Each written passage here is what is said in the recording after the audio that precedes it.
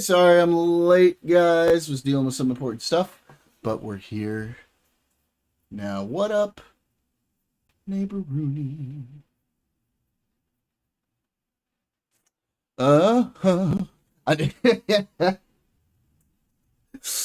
I'm sorry. I'm sorry, buddy. I'll let you down. Let me just Discord it out. Okay, so we've got, some stuff going on, but I'm still I'm still freaking out a little bit about this redistricting thing. I mean, odds are still pretty heavily in our favor, right? But it is kind of freaky right now.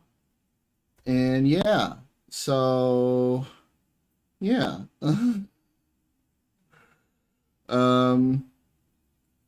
That's what I'm thinking about. Hang on, I'm checking. Why is our shoe thing still isn't here, babe? I haven't been thinking about. I know. I have so many shoes. I'm frustrated because because the thing with AliExpress is it's like, oh, press a button to confirm that you received it, and I accidentally pressed that I received it. But that shouldn't stop the delivery from going, right? Look So at this. oh, it's taking so long. Fuck. Let's see. Package.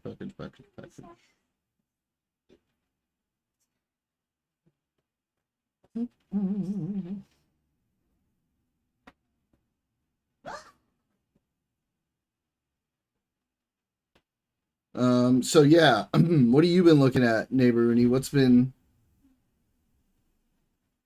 on your mind lately?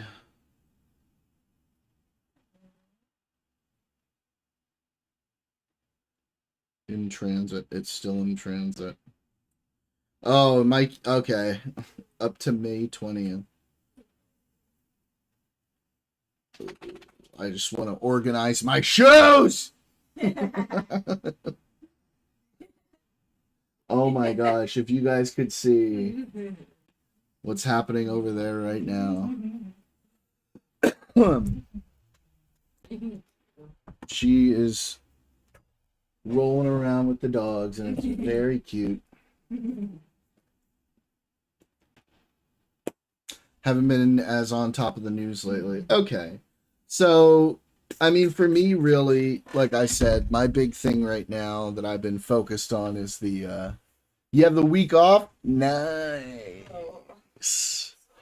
Yeah, my big thing I've been focused on. Oh, wait, actually, first off, Aurora and I went to quite the awesome comedy show last night. So my buddy Alex, who you guys have seen on the stream once before, was hosting the comedy show, and there were 3 pretty big names on it, and a couple slightly big names on it, but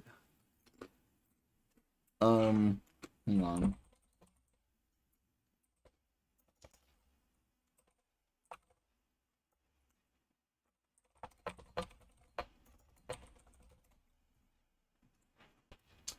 So,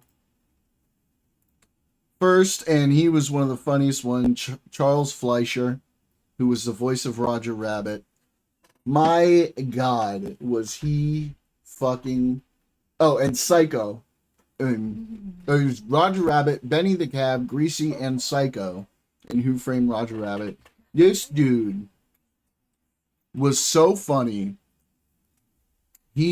Hey, Scarecrow, what's up, buddy? He improvised his entire set, and it was amazing. And we're in the first row, so we got clowned on, which is always fun. Great time. He was awesome. Then we also had the lovely and hilarious Nikki Glazer. She was amazing. Very funny. Do you remember the name of your favorite one? No. She was so good too. I Shit. know. I want to be her friend. You'd be a cool Let me friend. find her. The Hollywood Improv I Show. mean, Uh, oh, can you show me yesterday? Or May 3rd improv lineup. So she was great. That was super cool seeing Nikki Glazer like in person. Like wow. Caitlin Palufo, that's right. She was so funny, dude. This girl is hilarious.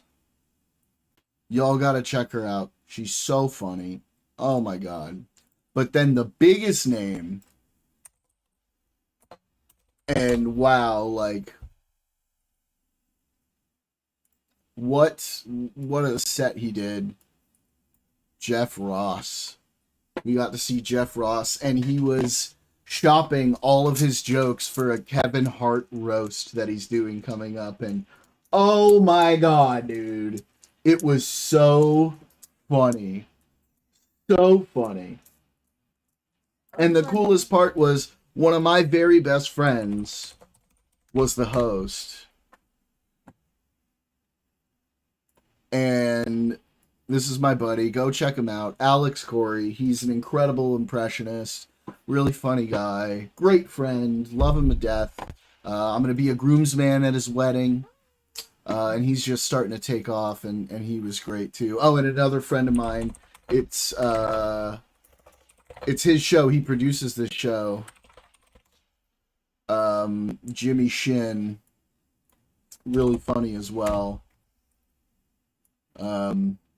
Yeah, so it was an awesome show. Lots of really great guys. We were laughing like the whole time. Wow. One of the best lineups I've seen probably in my life. So good. But yeah, he killed it. We were dying. So yeah, that was a great show last night. We had a great time. So that's good. That's fucking awesome. Right? That was a nice break from everything and the world being crazy and shitty. But yeah. Let's talk politics. So, I know we were talking the mifepristone thing. Supreme Court is giving the abortion pill a 1-week reprieve from the change while they rule. I hope that's a good sign. But it might just be, a status quo thing.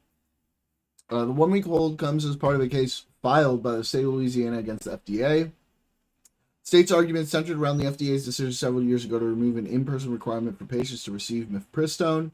Louisiana argued that telemedicine access to mifepristone undermines the state's almost complete ban on abortions. Now, here's my issue with that. Federal law and regulations overrule states. So, I don't know where the fuck Louisiana gets off thinking that their abortion ban can overrule federal regulations. That was what I thought when I read it. I don't know if that's retarded, but that's where my brain goes. That's where my thought goes on it. In the almost 4 years since the Supreme Court overturned Roe v. Wade, telemedicine abortion has grown. In fact, it's a big part of the reason why, despite state bans, the overall number of abortions has actually gone up nationally since 2020. It's almost like we all said this was going to happen. The last year before the end of Roe, for which comprehensive national estimates are available. In 2020, there were about 620,000 abortions reported to the federal government. There were about 1.1 million abortions that involved a clinician in 2025. Oh, shit. According to estimates from the Guttmacher, however you say that, Institute, a research organization which supports abortion rights. By 2022, medication abortions accounted for nearly 2/3 of all abortions in the U.S., according to Guttmacher. Roughly 1 in 4 abortions were provided via telehealth by the end of 2024. Hell yeah. Hell. Hell yeah. According to KFF, nonpartisan health policy research organization. 7 million patients. The FDA has found mifepristone to be safe, and the medication has been used by more than 7 million patients in the U.S. since it was first approved in 2000. In combination with misoprostol. Misoprostol? Is that it? Misoprostol? Misoprostol. Me love you long time. A medication that's also used to treat ulcers, hemorrhage, and for the insertion of IUDs. Mifepristone is approved in the U.S. to end pregnancies up to 10 weeks of gestation. Bro, 10 weeks? Guys. Most states, even the ones with like bans, did my connection just freak out there? Or are we all good? Most bans don't even go to 10 weeks, right? Like, how many states is that?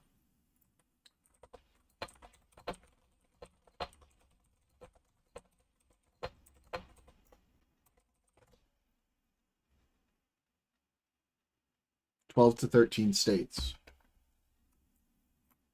And that's out of how many?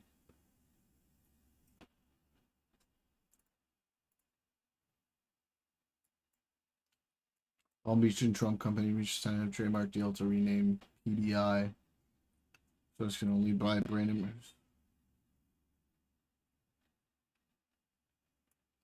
What the fuck?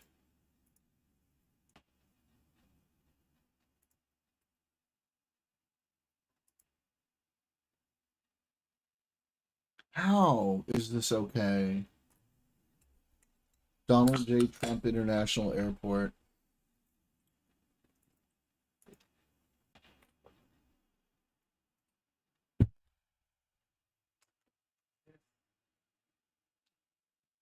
Jesus Christ, dude.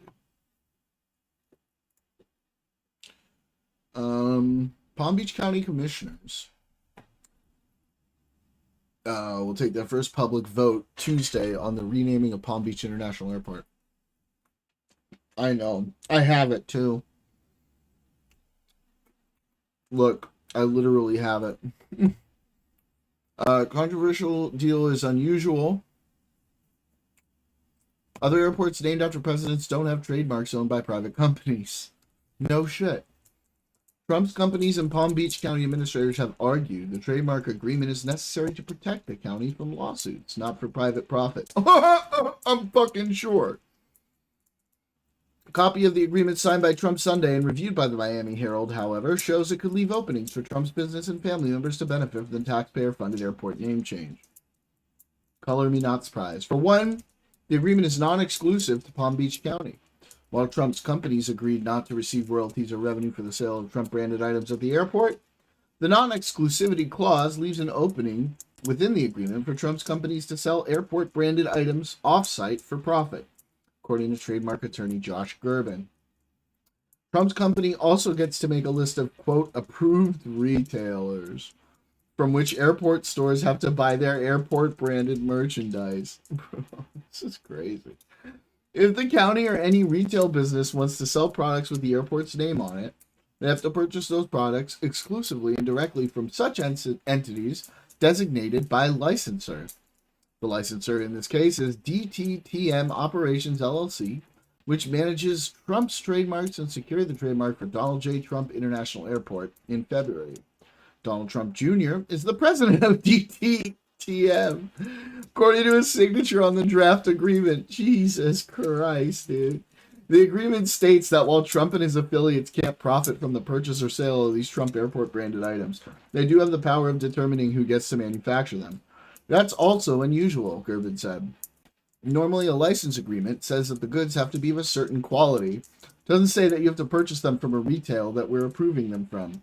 Another notable provision in the agreement gives Trump veto power over how his biography is presented at the airport, ensuring he can strike down information he finds unflattering. Bro, we are absolutely gonna see, like, Kim Jong-un level fucking shit there at this airport. It'll be like, President Trump does not have a butthole because he absorbs food so perfectly that he does not need to shit.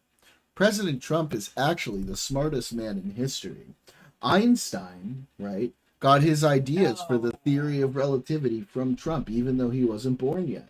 Who said that? I'm just riffing. Ew. Yeah. Hell no. That's what people think. They Yeah, wouldn't say that. that's what he thinks. Mhm. The county is allowed to use Trump's name, image, and biographical information to market and promote the airport, according to the agreement. But Trump's companies get to approve or deny any of these uses beforehand. It's not just a nonpartisan individual that's going to be able to write marketing materials or talk about Donald Trump. It's going to be him and his organizations getting to control the messaging here, Griffin said. Many of the other details of the agreement are similar to typical commercial trademark agreements. He said the agreement proposes an official eagle-centric logo for the airport that looks like a pared-down version of the presidential seal. The Trump organization did not immediately respond to questions about the agreement. Palm Beach County Administrator Joseph Abruzzo said tomorrow's commission vote on the deal is key to the airport renaming. Commissioners have to agree, however. We are required by state law to get a deal done. Why? Emails obtained by the Miami Herald between Palm Beach County administrators and state lawmakers late last year show that the county was concerned that the airport renaming confers a commercial benefit upon the president and his companies. Question whether the country should be compensated for handling, or the county should be compensated for handling free publicity over to Trump. The county raised a litany of other safety and legal concerns in December before lawmakers approved the bill or Governor Ron DeSantis signed it into law. Many of those issues were mitigated by the requirement added to the bill that the county reach a trademark deal with Trump's companies, county administrators told the Herald. What the fuck? DeSantis signed the law forcing the name change in late March, but it only takes effect if the county reaches a deal for the trademark. What? I don't understand. The governor signed a fucking deal to force them to signed a law to force them to make a deal with Trump? What kind of shenanigans is this, dude? This is corruption. This is just straight corruption.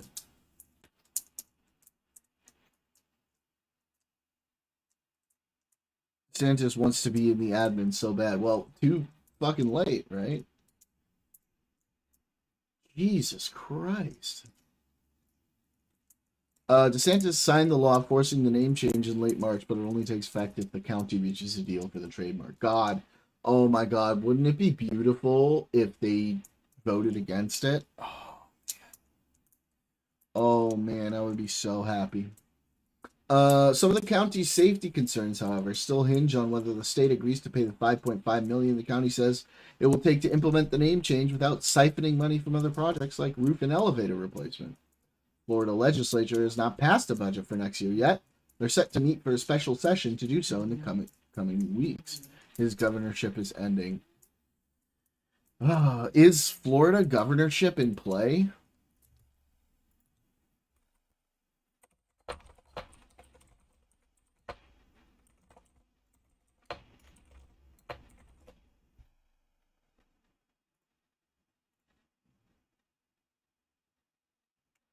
All right, January 5th, 27. Okay. Florida gubernatorial candidates. Holy shit.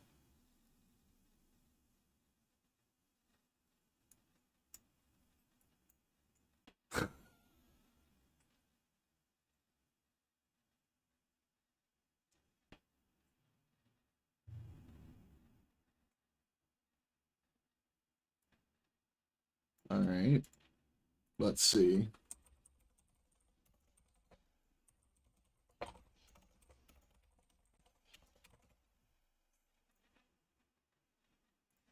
Florida governor election winner. Who's in the... Oh man, 78% likely to be a Republican. Yeah, kinda. Kinda a little bit.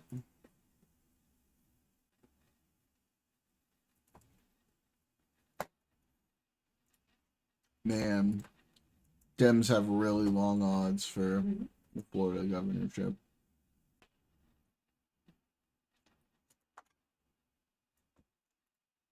Who's likely to win? Byron Donalds. Who is that?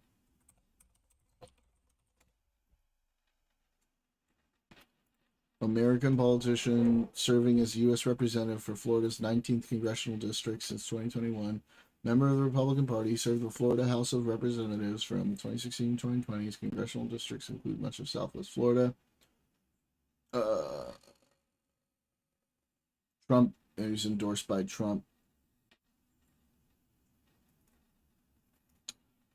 The Freedom Force, a group of incoming House Republicans who say they're fighting against socialism. Oh, Jesus.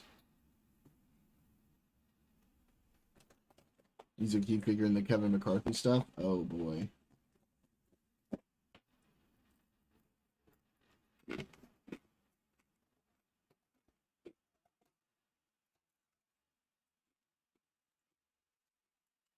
Holy shit.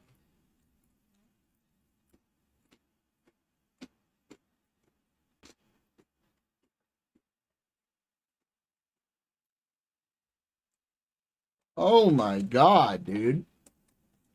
Holy shit.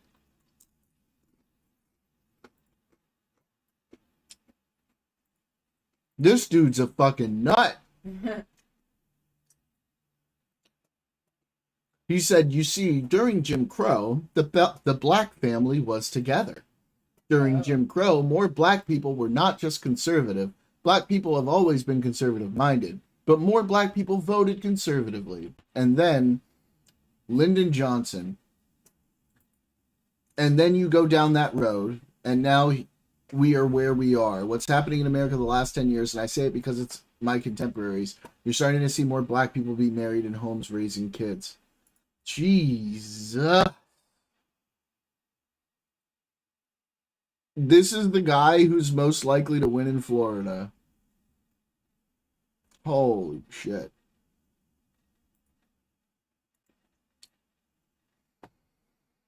Some of the kind of bombings not previously taken a public vote or a position on the new law forcing them to rename the airport, meaning Tuesday's vote on the trademark deal will be the first time the local commissioners will publicly address the planned Trump tribute.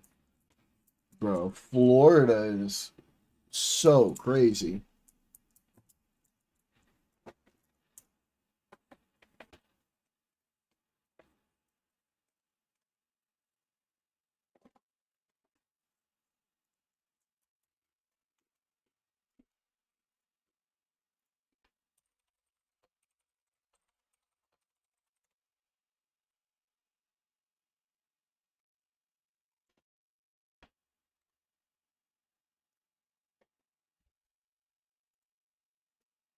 Hmm.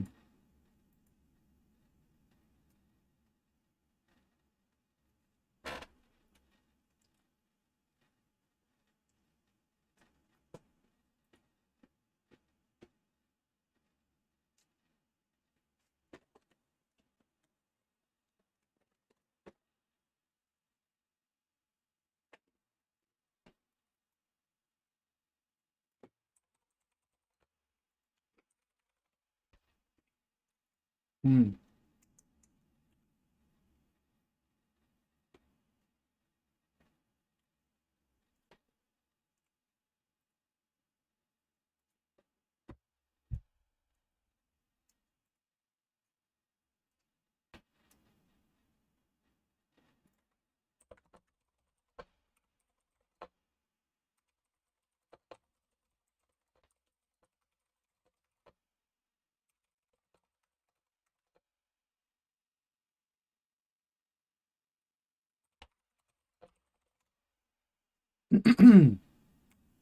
So yeah, that's fucking crazy, dude.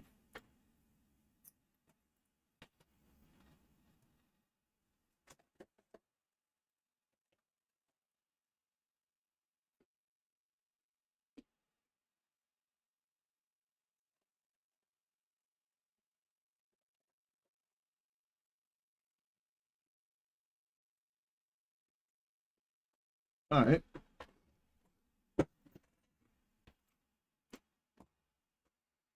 Um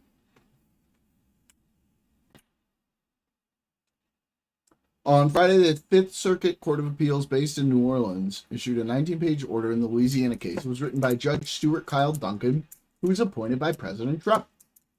Duncan wrote that telemedicine access to mifepristone injures Louisiana by undermining its laws protecting unborn human life, and also by causing it to spend Medicaid funds on emergency care for women harmed by mifepristone. Both injuries are irreparable. Sorry, buddy. Federal regulation wins. But we'll see how the Supreme Court rules. Duncan ruled that the FDA needed to impose rules that were in place in 2022 that required mifepristone to be prescribed and given in person, with no parameters limiting that change to Louisiana or setting a time for it to be implemented. It was immediately in effect for all states.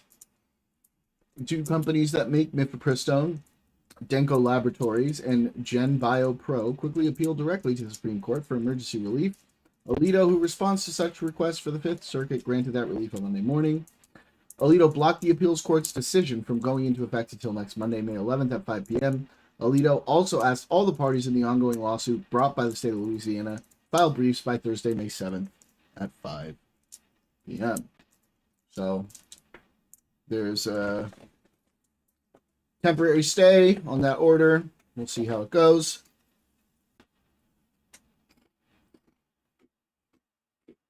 Hopefully it goes well. We'll see what happens.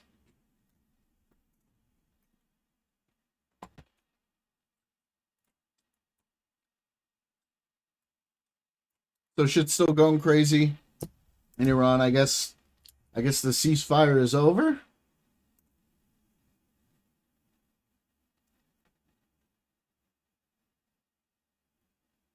Right?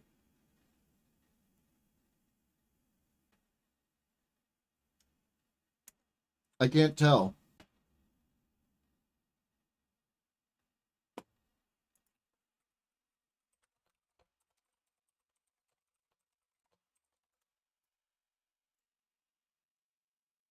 Yeah, UAE was attacked. And we sank 7 Iranian boats.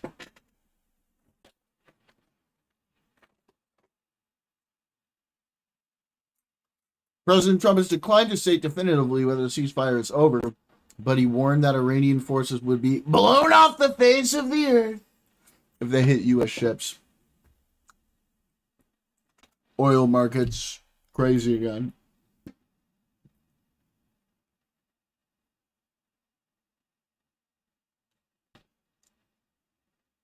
You've got this Project Freedom thing where they're guiding stranded boats through the strait. Iran's very upset about it. But honestly, if there's anything the U.S.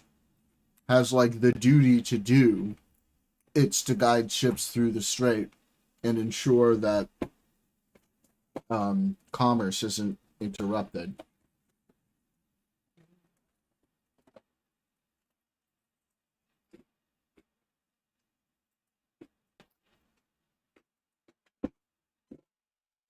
But time to finish the job. Iranian regime says it received a U.S. response to the 14-point peace proposal. Says it's aimed at ending the war, not extending the current ceasefire. Mr. Trump said over the weekend he'd likely reject the Iranian proposal as they have not paid a big enough price. So what does finishing the job mean to you exactly, neighbor Rooney? Yikes. I'm just curious.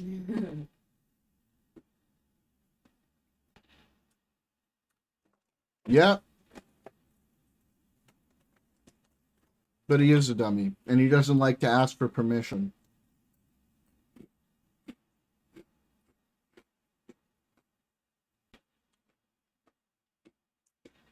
Because for me,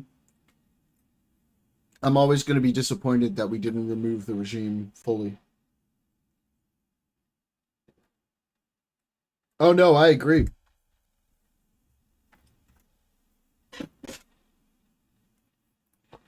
You think? You think we will? They're still executing people for being involved in the protests. What just fell? Something just fell. Oh. Oh no.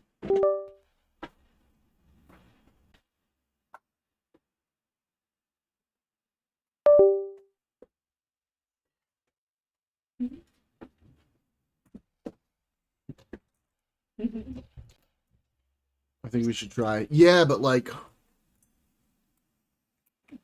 I'm worried because technically we kind of tried.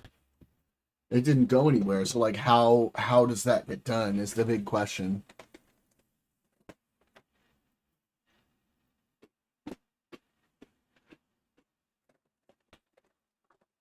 Yeah, we half-assed it because we didn't go in prepared.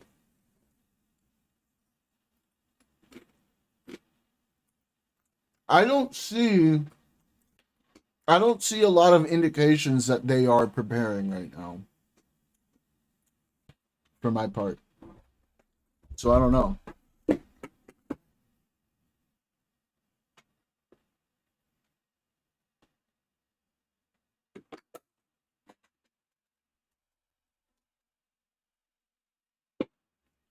Ugh. I know.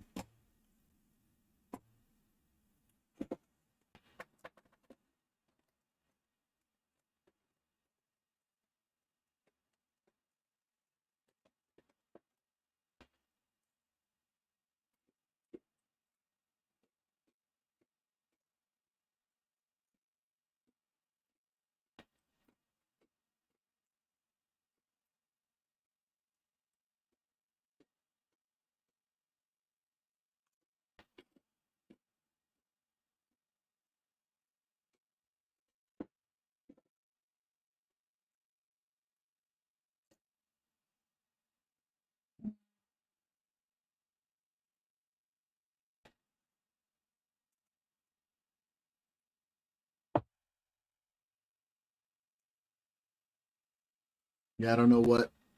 I don't know. I don't know how we go about it though. Like at this point, the new Ayatollah isn't even in public. We don't know if he's actually. We have no idea what his situation is.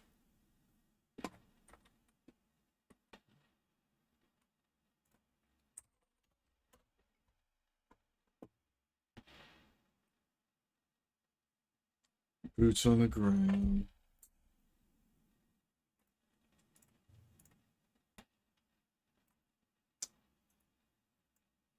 Ooh.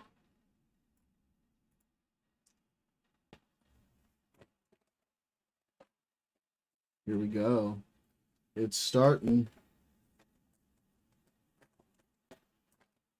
The gerrymander apocalypse.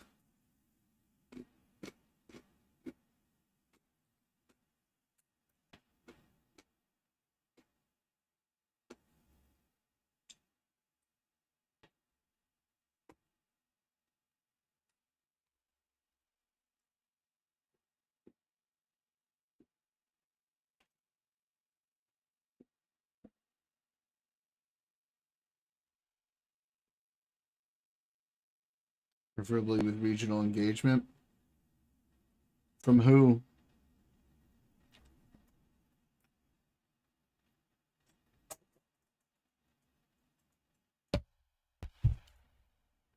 Oh. Yeah, but the Gulf states don't really have a lot to lend, do they?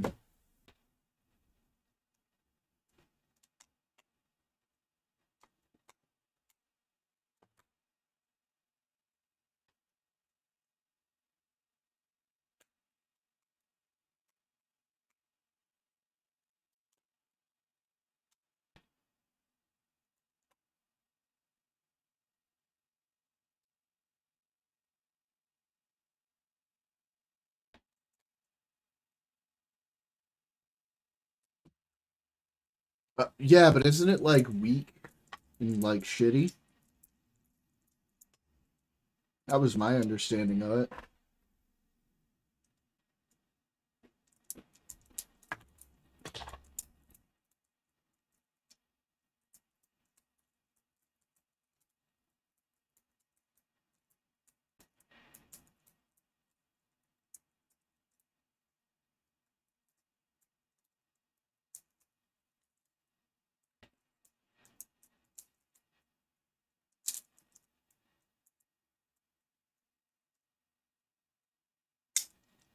Yeah.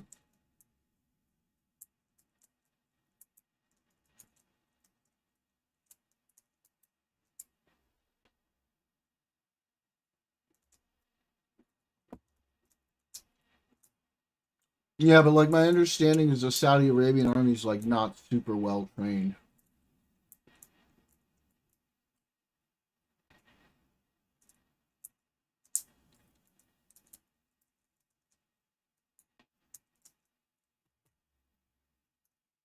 Like they have weapons and stuff.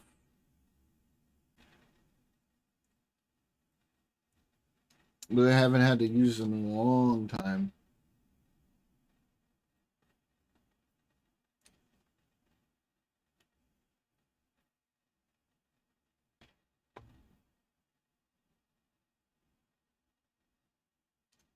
Yeah. Well, let me see.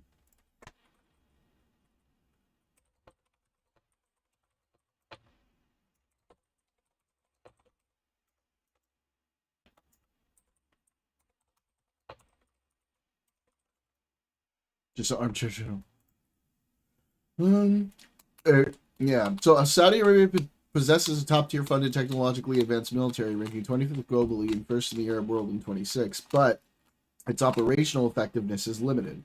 While strong in air defense, it struggles with independent, sustained ground combat, relying heavily on foreign personnel for training and maintenance, often underperforming relative to its massive 75 billion plus budget. Yeah, that's the issue. It's not how much money they spend, because clearly they have tons of money to spend on it. It's the fact that they're just not very well trained. But, you know, whatever. They help. They help. That'll be good.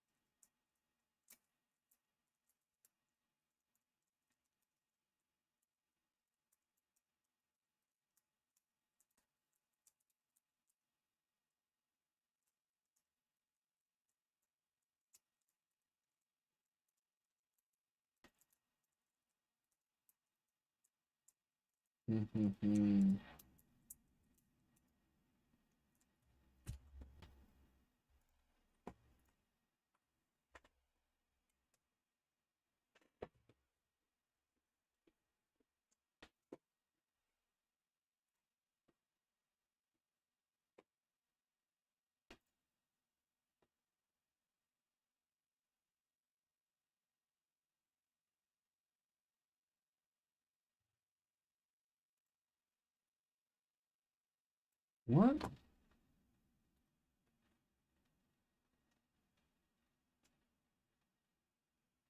Bids push state senators who defied him on a redistricting vote is struggling to gain traction. A Wednesday rally for Republican challenger Brenda Wilson against State Senator Greg Good. Organizers set out signs, passed around flyers, and blasted a Trump rally playlist for a crowd of 4. Is that real? Is that true? I mean, it's the Daily Beast, so like it could just be bullshit.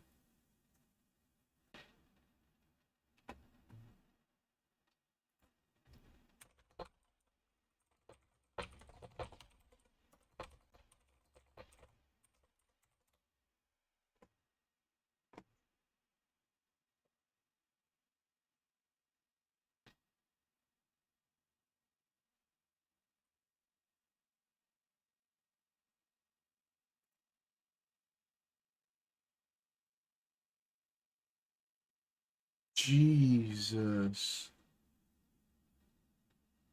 And out of 4 attendees, 3 were reportedly members of the same family.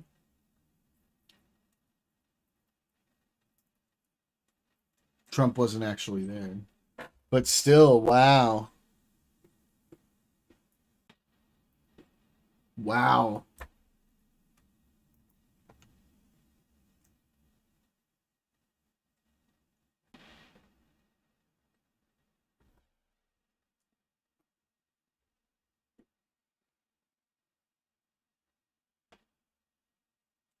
That's wild.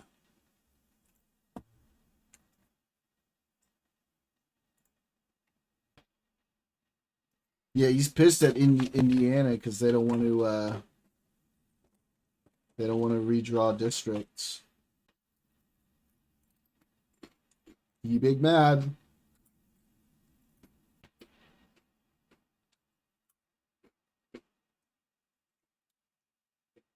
And like historically we've seen the last cycle or so, Republicans haven't been super motivated to vote on like statewide stuff.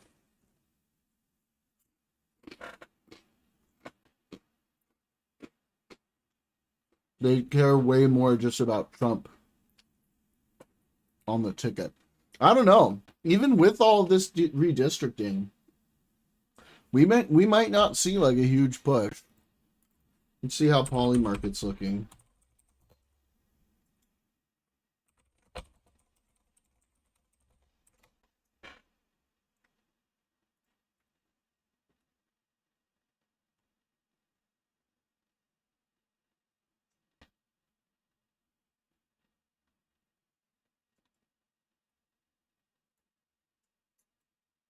I mean, Democrats sweep.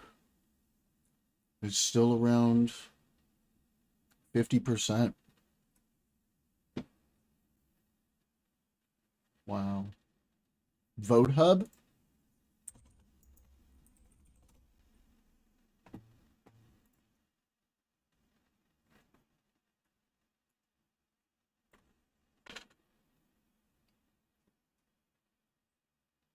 Republican Party 53% yes, 47% no.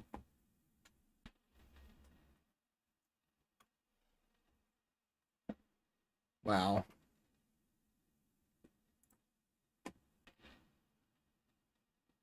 Oh. This is just Kalshi. The volume on this is way lower. It's gone back and forth.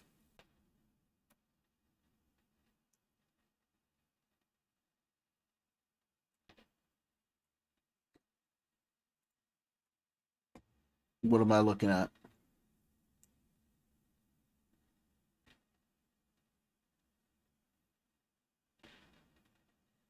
Team and data science. Where am I supposed to be looking?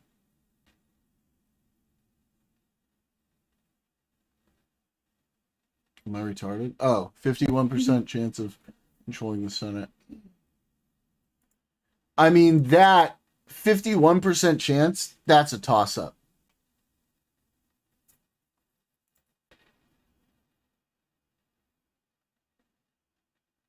I know, this was the same map from the midterm forecast.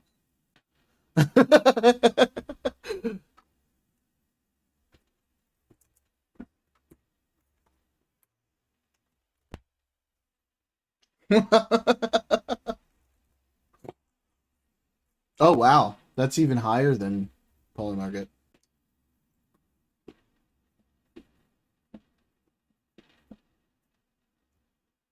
Wow.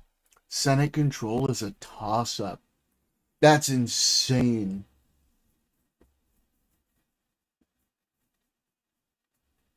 Two of three. Jeez.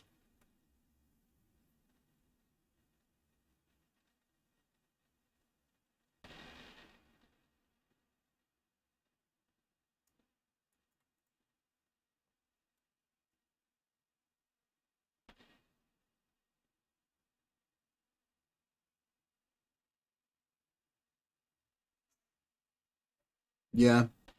I mean, what if we eke one out in Texas?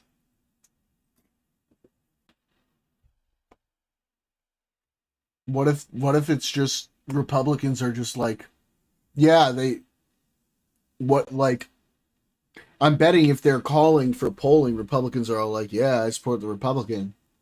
But I don't know. I have a feeling Republican voter enthusiasm is going to be way down.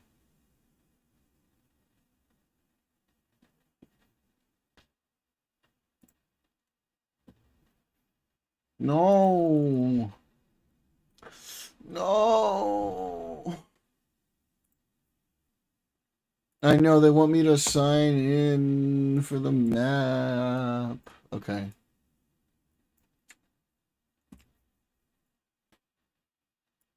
Oh, Oh, this is Kalshi. What do you have?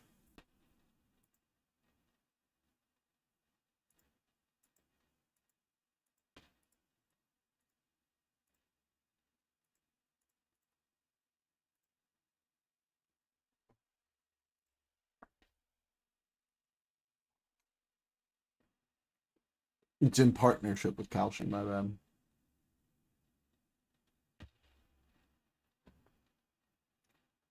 Derived from machine learning framework, polling averages, expert ratings, prediction markets. Fundamentals component is generated using a year held out stacked regression model trained on historical electoral results, demographic characteristics, and race specific information with adjustments for the expected national political environment. Polling is incorporated through a weighted average that accounts for recency, pollster quality, and redundancy with weights that adjust dynamically based on the overall strength of the polling signal. Legacy model combines only fundamentals and polling, while the complete model extends its framework by incorporating expert ratings and prediction market order book data. These inputs are then passed into a demographic and candidate-based geoestimation model to produce precinct-level forecasts for each race, which are also aggregated to the county level. Finally, correlated simulation process models relationship across races in a given year, generating realistic joint outcomes and estimates of control probabilities.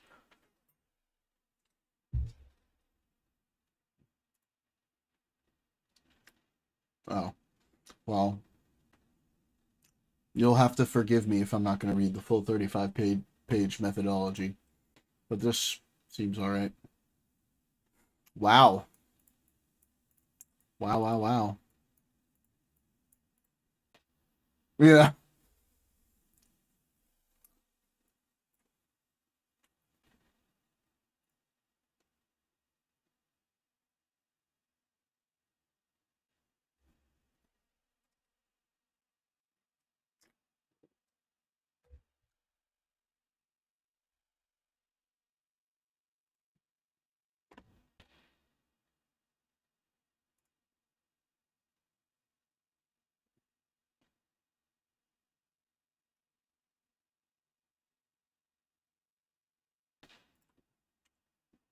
Yeah, for sure.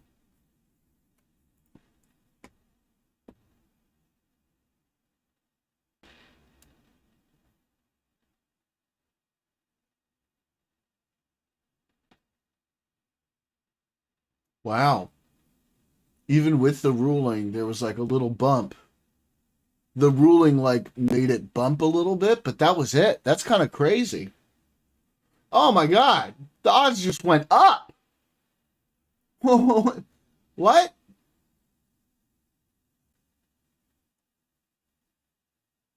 Whoa.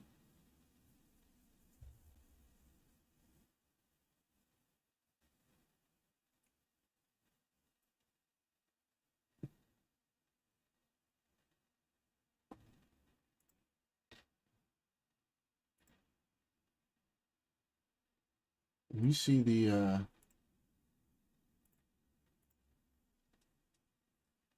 Really? Well, that's not bad.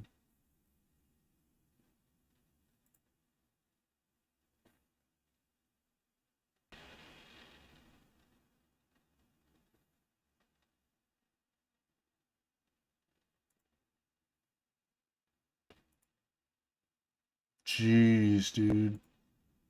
That is so close. So is that.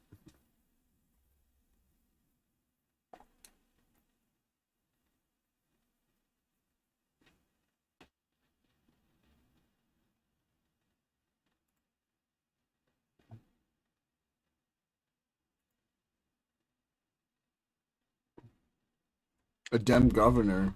So they could eke out a Dem senator.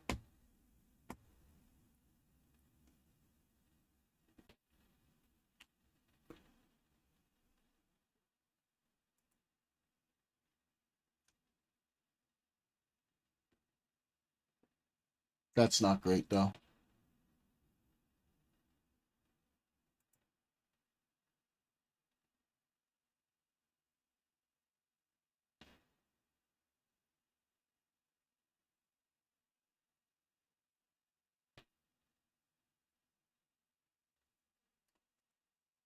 Ohio is a toss-up, dude. Look at this. And Texas, look. It's trending. Oh, man.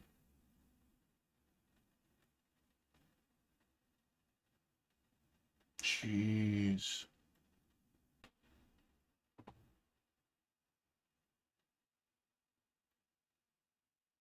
This is so weird.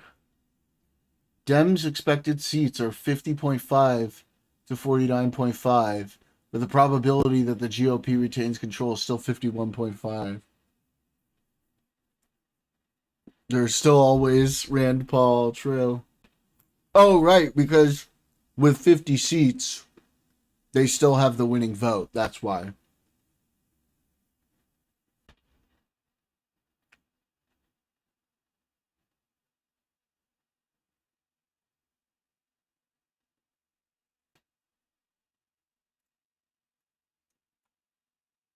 Oh, yeah, we've looked at these, right? There it is. I knew it was going to be Fetterman.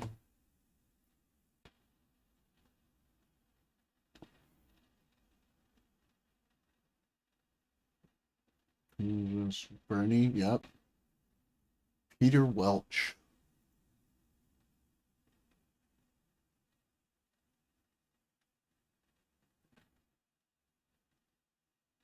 Schiff and Padilla.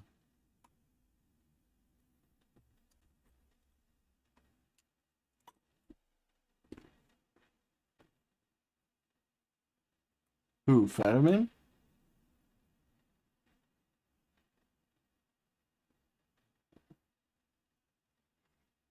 This is just crazy. Oh, Rand Paul, yeah. Yeah. I mean, this is just wild, isn't it? Look at that. Fitzpatrick. Massey.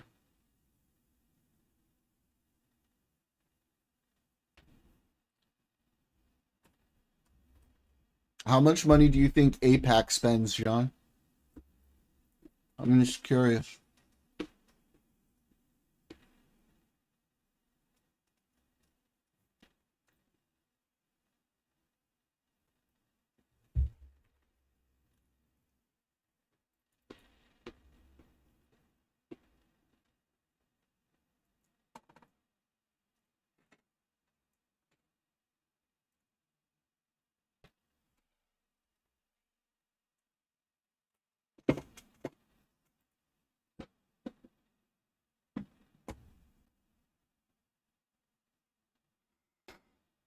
Hey, there's your girl, neighbor Rudy.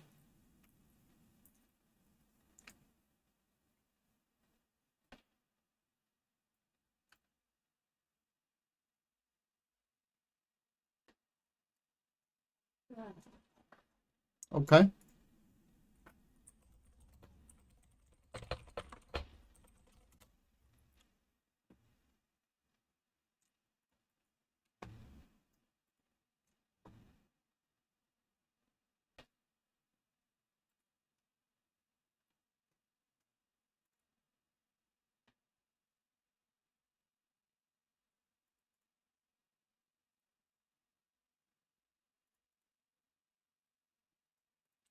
So APAC spent about 5,184,000. Well, yeah.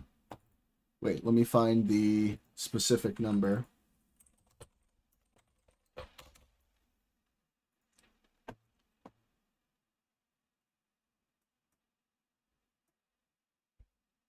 Oh, sorry. Yeah. The 03 to 04 top packs given to candidates. APAC spent about $3,037,900. Meanwhile,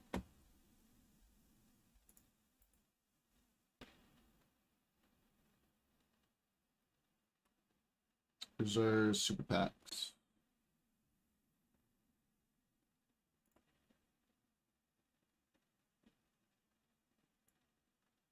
MAGA Inc. spent $376,948,611. Win Senate PAC $311,285,447. Starting to see the pattern here, Jean.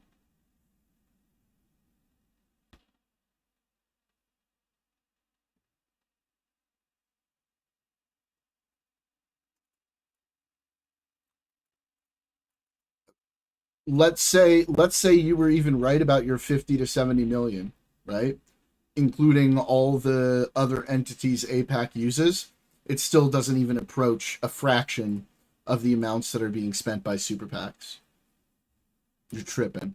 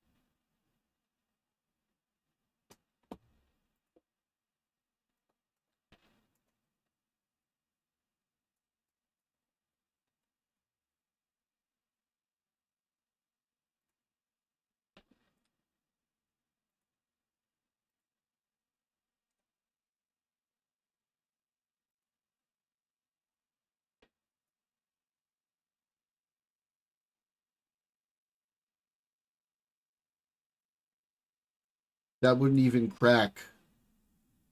What's this top 10? Yeah, it wouldn't even crack the top 10. There'd be quite a ways to go before it would even crack the top 10, John.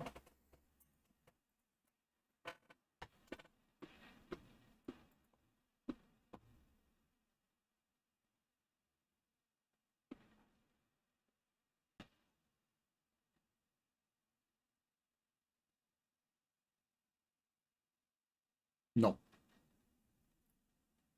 Super PACs are organizations. It stands for Super Political Action Committee. A PAC is a PAC. It's a political action committee. A super PAC is way larger than a PAC.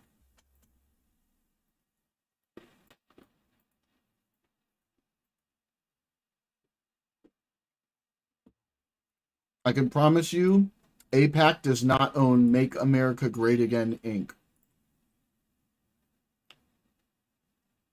for example. This idea that APAC is dominating political spending, it's not even close to true.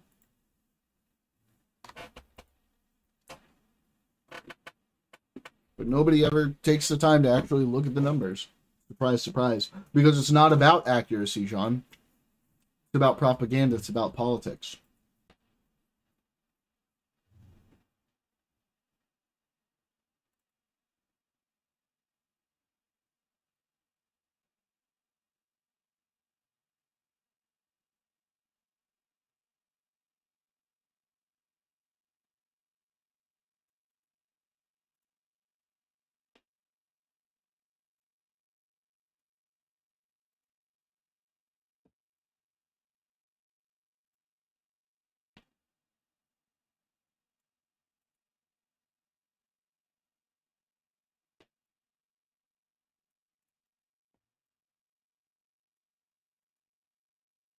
Mm.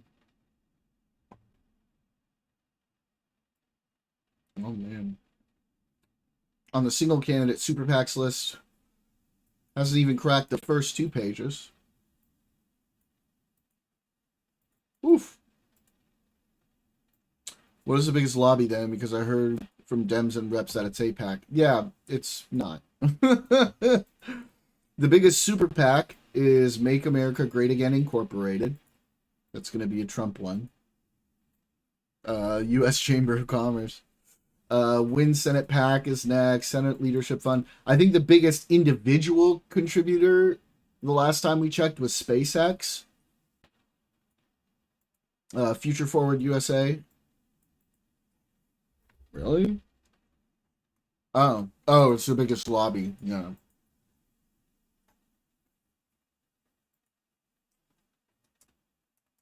Oh, hey. Nice. Thank you.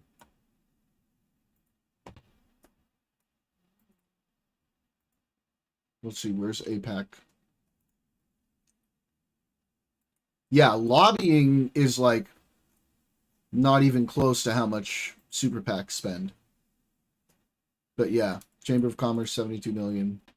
Realtors, that's right. The Realtors was up there. Meta's a big one. AARP.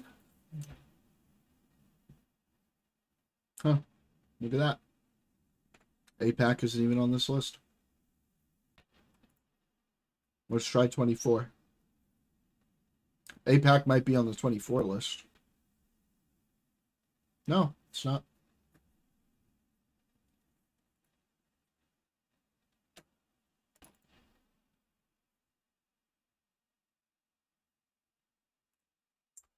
I actually don't know. World's largest business organization. So no, it's not part of the government. Yeah. Large pro-business organization. I hear people talk about it all the time, and I never actually looked up what it was. I was just like, oh, Chamber of Commerce. Okay. Mm-hmm. But yeah, super PACs are where the big money is at. Where was the let's see, what about donors? Top donors. There it is. 290 million from Elon Musk. 197 million from Timothy Mellon. 144 million from Miriam Adelson. Yeah, these are individual donors. Donors.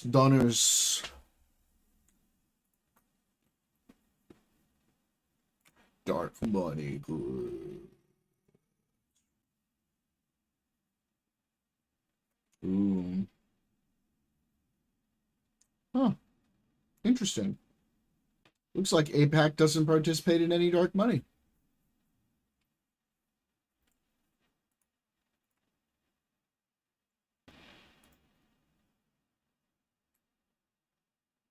There we go. There we go. The Republican Jewish Coalition with a whopping $8 million.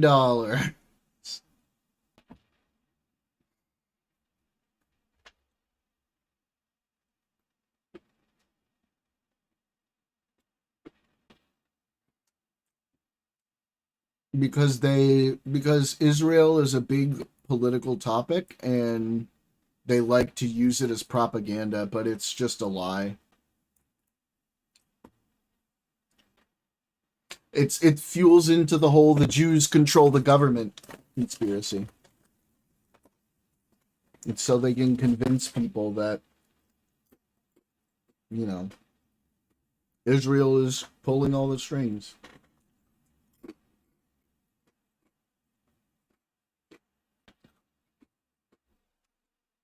Yeah. Republican Jewish Coalition. So this would be a group of Republican Jews. They're American. And they're these are political nonprofits. And they contributed about $8 million. Yeah. You look farther up the list, that's basically nothing.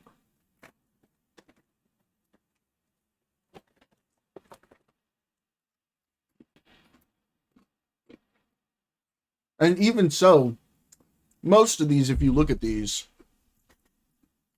Center to Protect Patient Rights, Chamber of Commerce, Crossroads GPS, Atlantic Advocacy, Green Tech Action, Pharmaceutical Research and Manufacturers. Like, these are not the kinds of crazy things that people pay attention to. These are nonprofits, right?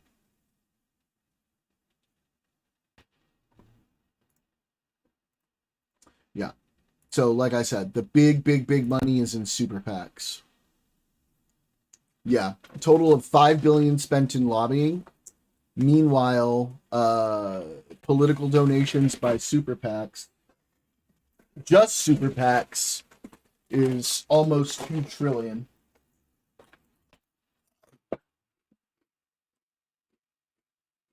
Mm-mm. Sorry. Sorry. 5 trillion raised by super PACs. Almost 2.7 trillion spent by super PACs in the 2024 cycle. I'm tripping. Sorry, billion. I'm tripping. But super PAC spending isn't considered lobbying, right? I thought super PAC spending is considered like political donations and stuff like that, and lobbying is like separate.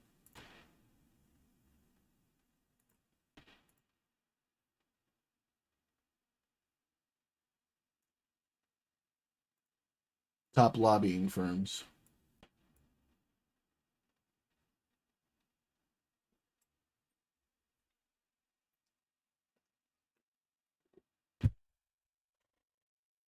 Because lobbying is usually when it is usually about like specific issues, right?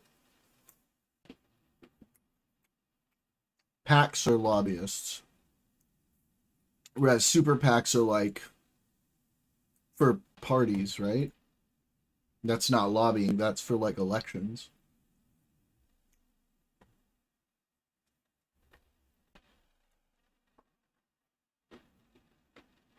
Because people have a misunderstanding about how lobbying works. People people think lobbying works like, oh, you get paid money and now you're gonna support this thing. But it's our lobbying just indirectly. Okay, fair enough. But actually the real way lobbying works is you have candidates who already support a thing, and then people who have money and the interest in supporting that thing donate money to a candidate to help a candidate who already agrees with them to get elected. That's the purpose of lobbying.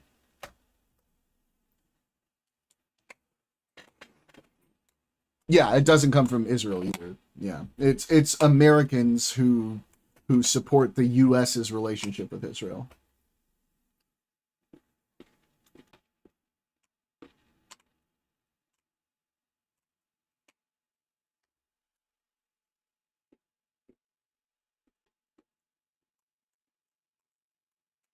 But basically, yeah, they're Americans who support Israel who are donating to candidates who already support Israel because they want to help them get elected.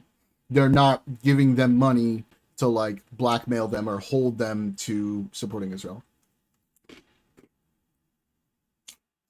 No, no, not really. What they're doing is, well, you mean APAC? Well, APAC are Americans, yes, generally Jewish Americans, for the most part, but there are other ones who do. But in the case of APAC, yeah, that is Americans who are helping to elect candidates who support the relationship between the United States and Israel because that is an issue that they care about. But they're not like going to candidates who don't support Israel and saying, "Hey, if you support Israel, we'll give you this money." That really wouldn't work well.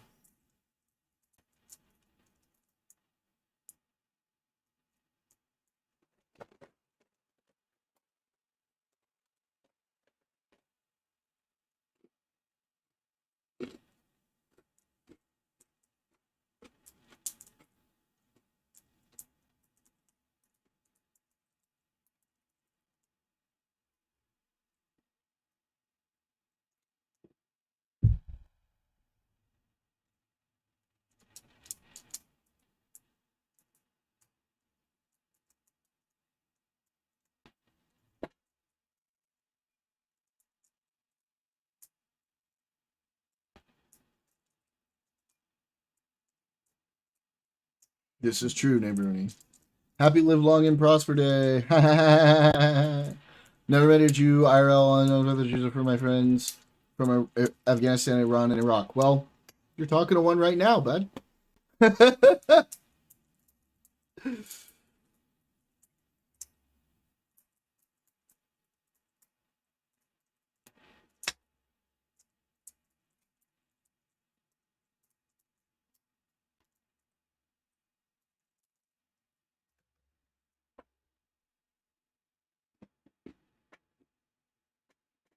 I'm a pretty nice guy.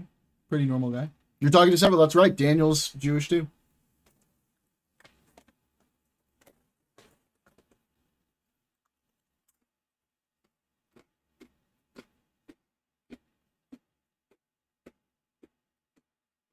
Maybe Rooney isn't, but we'll get him one day.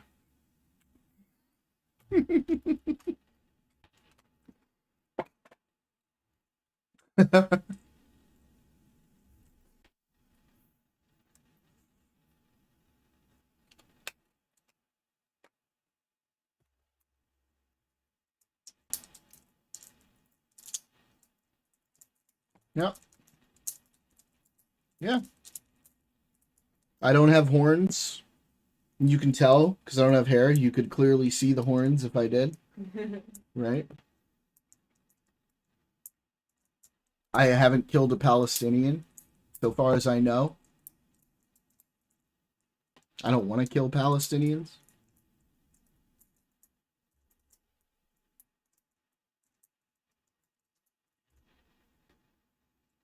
But I do want, I do want the state of Israel to exist because, my people have been fucked over a lot over history, and it's nice to have a place where I know if shit hits the fan again that I can go to and be relatively safe.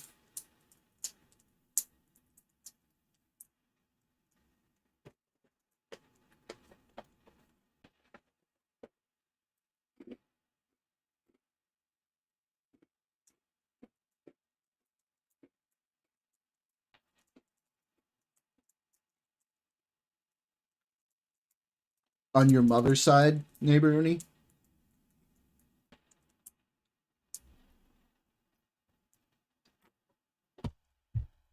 Gotcha.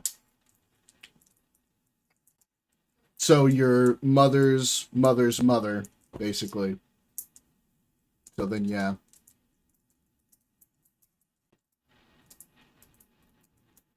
Canada should colonize that place. Well,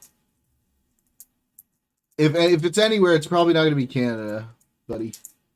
But no, I think, again, a lot of my people died in order to establish a country where we could be safe. So it's really important to me that it exists. I also think Palestine should be a country. All of us should be able to leave each other alone.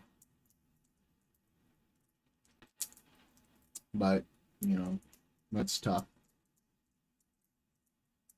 You should visit Israel, man. Israel's chill as fuck. It's a lot of fun. Cool people. They party really hard. Israelis are a lot of fun. Tel Aviv is cool as fuck. I'm about to blow his mind. I'm going to show him what Tel Aviv looks like.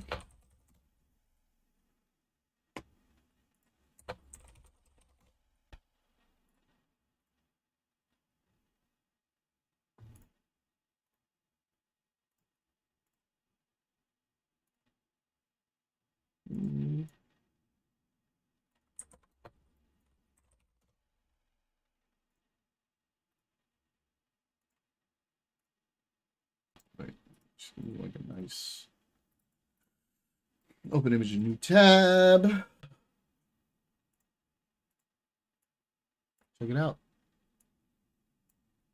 Modern ass, fun ass city. A secret police force? Yeah, but I wouldn't worry about it. You're not the type of immigrant they're going after.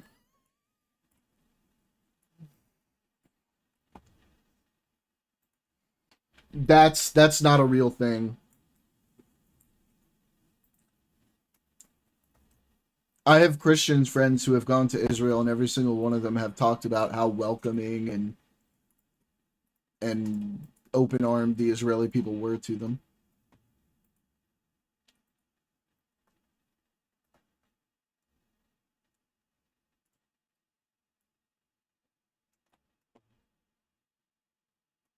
No, he did say I would go to Israel, but I'm low key scared of getting spat on. You're not gonna get spat on. It's not a real thing. Yeah. Oh. Yeah. In fact, Israelis love having foreign people check out Israel. It's a lovely place.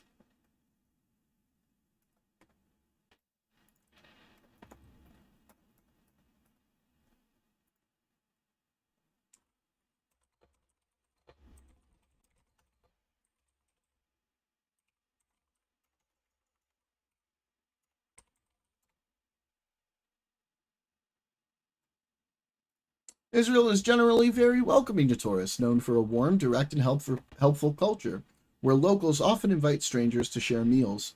While tourism is encouraged, foreign visitors may face high costs and intense security profiling at airports. This is true. The country is, because for security reasons, with all the terrorism, country is highly multicultural, especially in cities like Tel Aviv.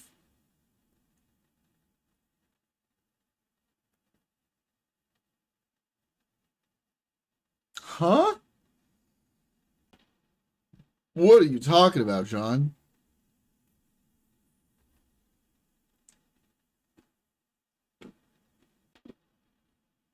That's not even close to true.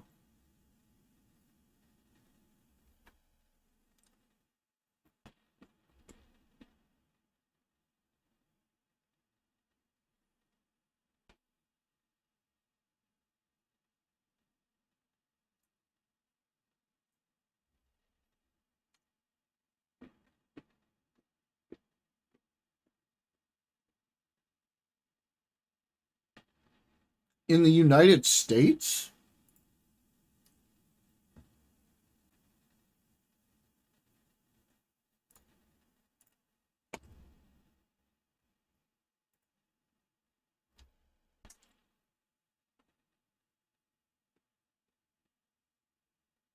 And are you talking about Mossad? Because if Tyler Oliveira is like somebody who talks a lot of shit about Jews in Israel and like causes a lot of issues, then it kind of makes sense that they would be watching him.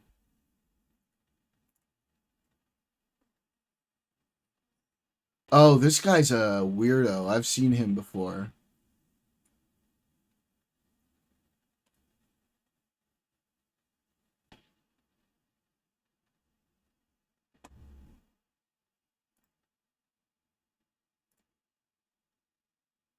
Look, I'm not. I don't fuck with Hasids, man. They're weird. Okay, I can't speak for them. They're a very insular community. It would be like trying to go to like like a really strict religious sect, Christian sect out in the middle of nowhere, and they're going to be like keeping an eye on you. They like to keep them to themselves. They don't like fucking with other people. I don't really fuck with Hasidics. And it's a very small minority of Jews, by the way. Most Jews are not Hasidic by like a big margin. You also find people making videos about black people walking around yelling "Kill Whitey," but in reality, you'll never meet this kind of people. America's a huge place. That got AI modded, which is stupid, but that's what Neighbor Rooney said.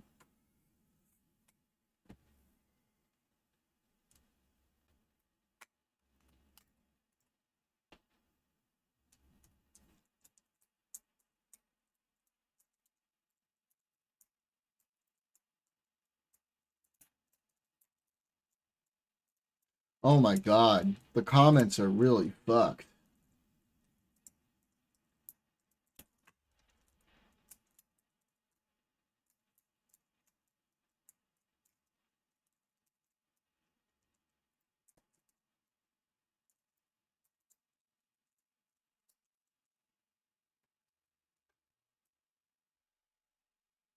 But yeah, Hasidics make up like 10% of Jews. It's a really small number.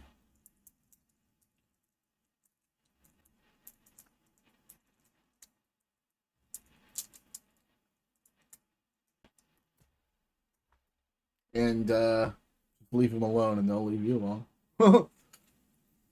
Don't go looking for him like he did. Yeah, they're super fundamentalists.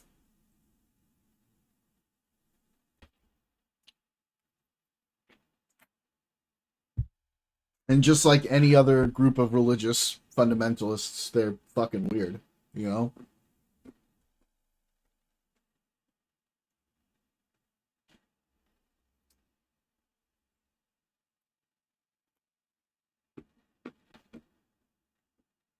That's probably not good.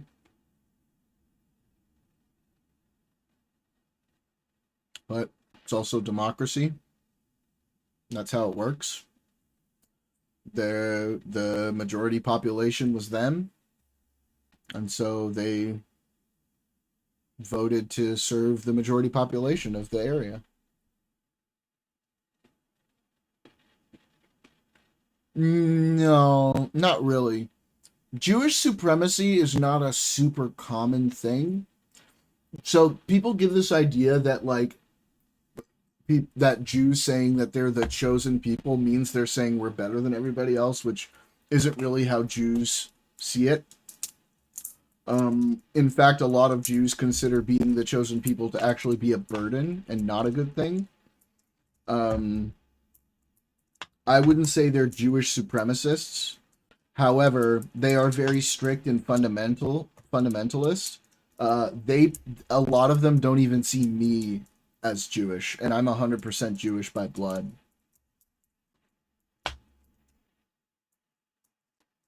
They're just very, very insular, right? They don't like to interact with other communities and other people.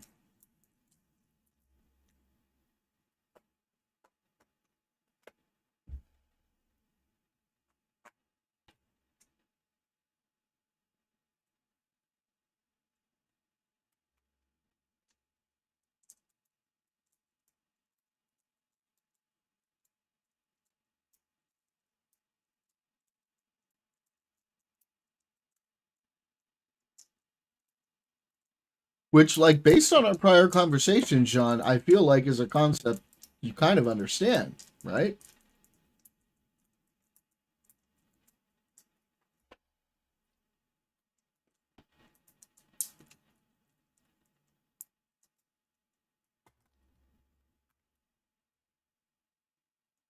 Yeah, just in that one area, they're a majority. And the reason why that's the case is because Hasidics, because they don't like to interact with other groups of people, they generally form communities and all live together.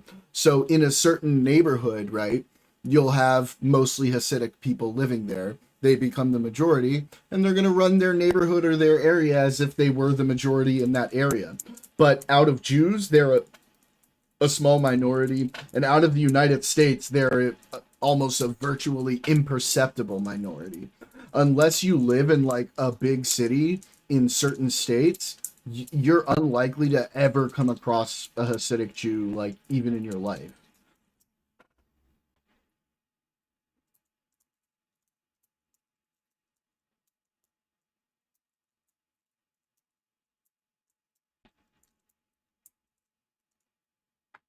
And I don't know about, I mean, it depends on how you look at it.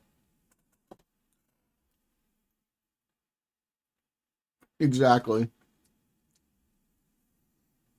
They've always been nice to me, but, I am also Jewish by blood, so they consider it a mitzvah to like pray with me. So that whenever like I meet them, they'll be like, "Oh, come pray with me for a second." And I was like, "Yeah, sure, whatever. I'll give you your mitzvah for the day."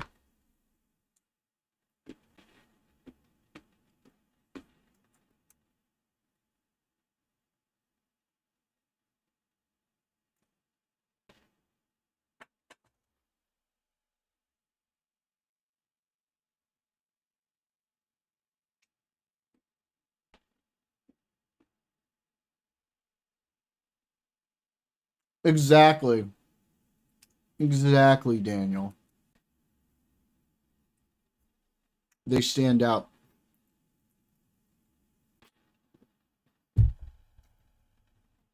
Like when you see like fundamentalist, really fundamentalist Christians walking around, they stand out too, right?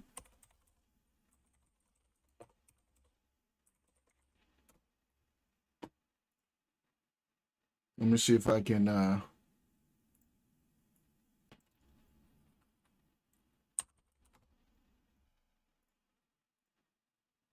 Yeah. Like if you met people from like FLDS, right? You're probably like, oh, those people are fucking weird. But they're Christians. Yeah. You saw a bunch of women walking around all looking like this, you'd be like, okay, that's kind of weird. Amish and Mennonites, exactly.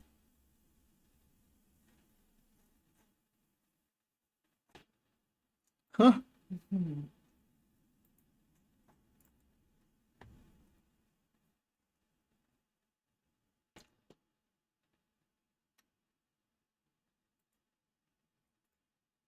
Um, well, that's certainly a thought to have, but a lot of the people who were, I mean, like, it was an inside job in that, Trump definitely instigated it. Yeah.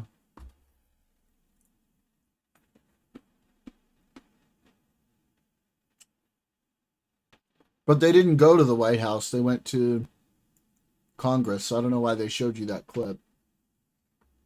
Keep in mind, on January 6th, Jean, Trump was still the president. Joe Biden didn't become the president till the end of the month. Well, the 19th, technically, but.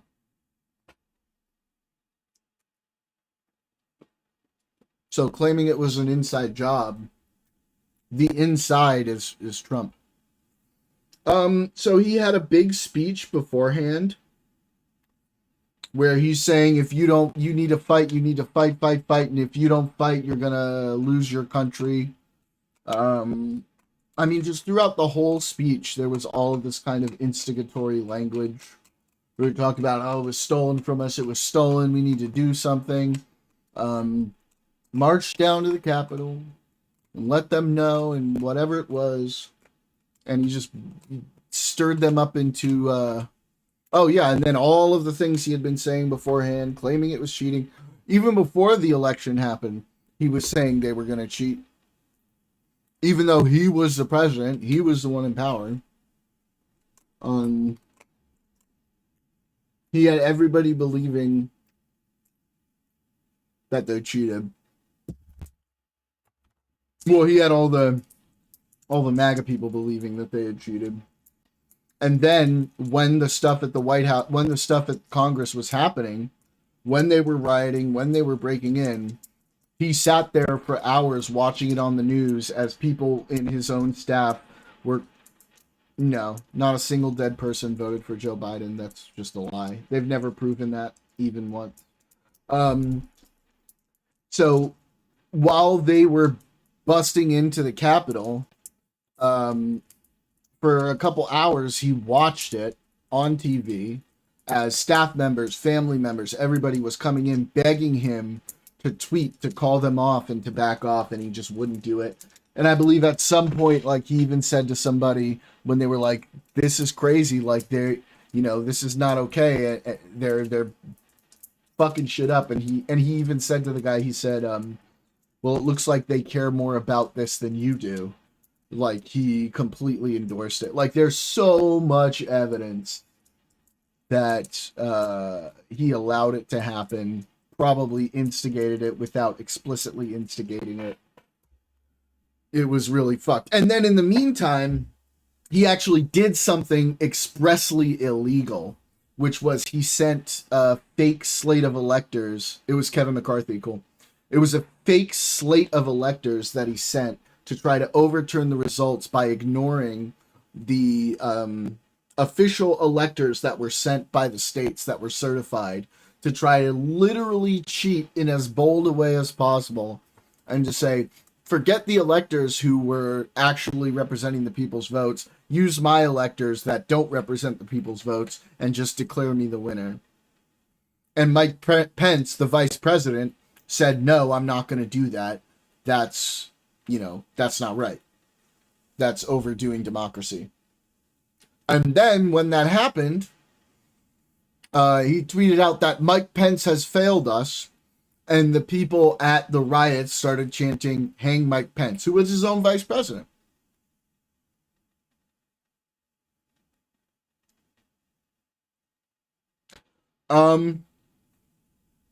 Well, the U.S. has some of the most secure elections in the world. That's all I can really say. We have multiple safeguards in place. Trump took the cases to court 64 times. He got laughed out basically 63 of those 64 times. And the only one where he got a ruling in his favor overturned a really tiny number of votes. His own attorney general said there was no evidence of widespread voter fraud.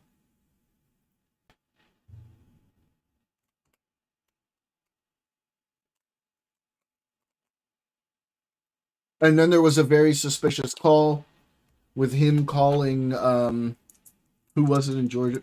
Oh, yeah, absolutely. And he knew it, too, because there's a call of him talking to, I can't remember who it was in Georgia, but he's talking to an official in Georgia where he's saying, I just need you to find me 11,000 votes. Basically, in every way, asking them to make up 11,000 votes without explicitly saying it in a way that would make him legally liable. I can play you the recording, too.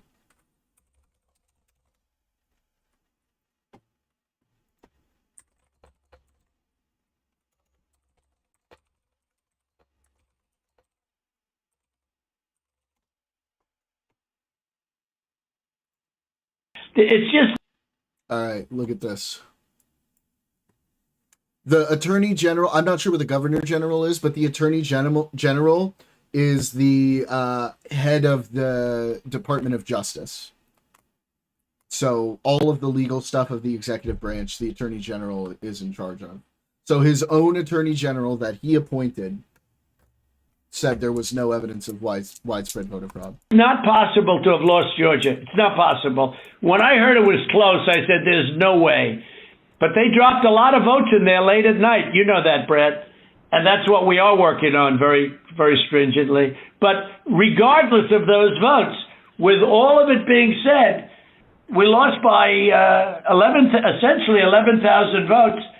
And we have many more votes already calculated and certified to. So I just don't know, Mark, I don't know what's the purpose.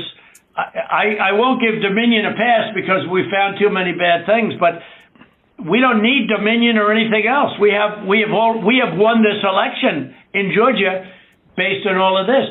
And there's nothing wrong with saying that, Brad. I mean, having a correct, the people of Georgia are angry. And these numbers are going to be repeated on Monday night, along with others that we're going to have by that time, which are much more substantial even. And really quick, just so you know, he's talking about a recount because the votes in Georgia were within the margin to automatically trigger a recount of all of the votes. So he's saying on Monday night, they're going to show that he won in the recount, and they didn't. They reaffirmed that he lost by about 11,000 votes. The people of Georgia are angry. The people of the country are angry. And there's nothing wrong with saying that, that you've recalculated, because the 2,236 and absentee ballots, I mean, they're all exact numbers that were done by accounting firms, law firms, etc. And even if you cut them in half, and cut them in half again, it's more votes than we need. Well, Mr. President, the challenge that you have is the data you have is wrong. Where's the... Well, they don't have the full thing. I'm sure if they have them. See if there's more of it here. But yeah, you can see what it's doing. All I want to do is this. I just want to find 11,780 there it is. Votes.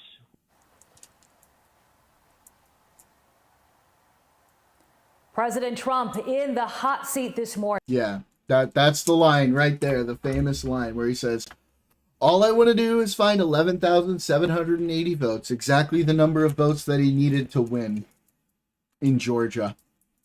And he's basically asking Brad Raffensperger to find those votes for him. And Brad is telling him, Sorry, sir, we can't do that. The info you have is wrong.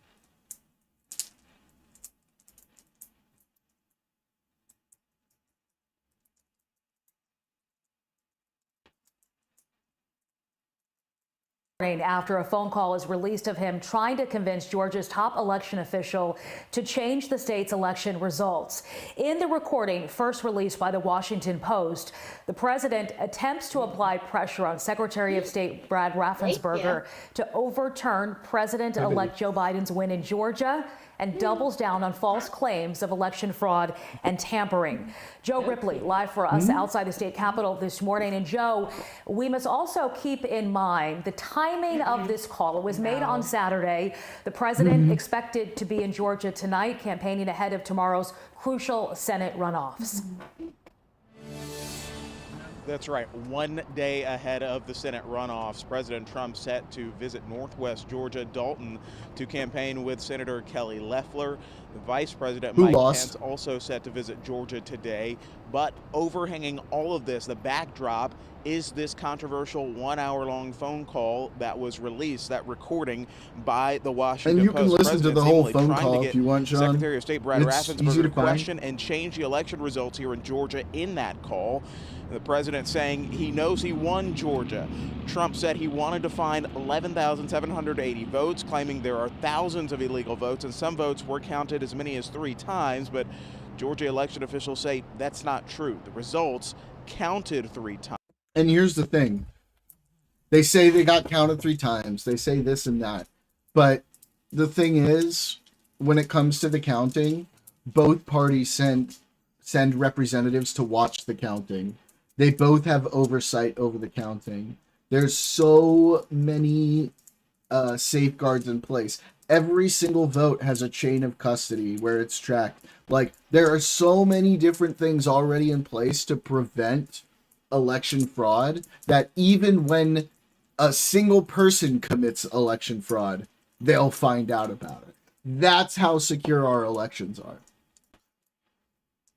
And certified after a hand audit and machine recount, say President-elect Joe Biden won the Peach State. Raffensperger told the president the data Trump had was wrong. We did an audit of that, and we proved conclusively that they were not scanned 3 times. But nobody can make a case for that, Brett. Nobody. I mean, look, you'd have to be a child to think anything other than that. Notice how he's not actually providing any data, any information. He's just saying nobody can think that. You'd have to be a child to think that. No data, no argument, just no, that's stupid. No, I disagree. Just a child. 3 hand recounts, yep. Also, well, I guess in that way you could say they were counted 3 times. Call the president taking aim at Fulton County. Voting rights activist Stacey Abrams even taking a swipe at Governor Kemp. You can see and hear that phone call. Just head to 11alive.com. Joe, thank you. And we continue our coverage now with Liza Lucas at the 11 Alive Bridge. And Liza, 11 Alive spoke with the Washington Post reporter who was the first to release the audio. What was her assessment of the call? Well, reporter Amy Gardner, she's the one behind this major story that everyone's talking about, and she called the call alarming. And she also said that she spoke with legal scholars who discussed the impact and the implications of the contents of that call. There's one part of the call in which he threatens them with criminal consequences if they don't act. He said that what they're doing is risky. By not acting, they're risking criminal sanctions. And, you know, he's the president of the United States who runs the Justice Department. And that could be construed as a sort of form of extortion. Yep. Now, Gardner also told 11 Alive that those same legal scholars tell her not to get caught construed as a form of extortion. Bruh, that is extortion. Up in the weeds of whether or not what the president did was criminal. Those experts tell her the legal line could be murky in terms of proving the president's intent over the course of that phone call. Now, we should also note that those same experts, they say there's another issue at stake, and that is the moral line, the moral questions that arrive in the appropriateness of that phone call. We're going to let you decide. You can head over to 11alive.com to hear the full audio for yourself. So, yeah. Trump lost. He lied. and people attacked the Capitol, and it was a dark day for the country. Trump sicked his voter base on these state officials too, as well to pressure them. Both the Georgia governor and the Secretary of State had numerous death threats from Trump voters and threats to sexually violate their wives.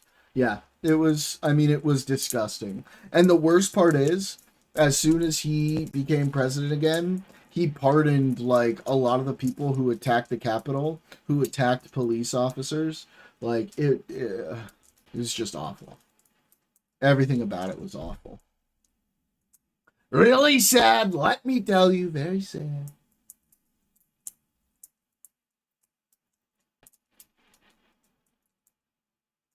Incredibly sad.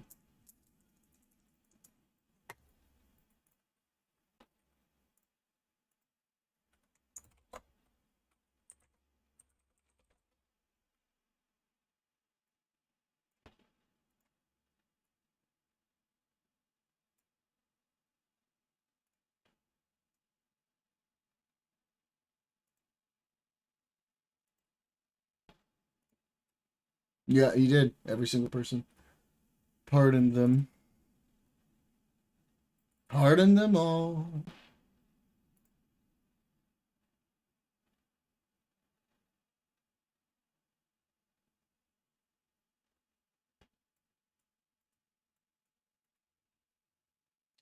Every single one.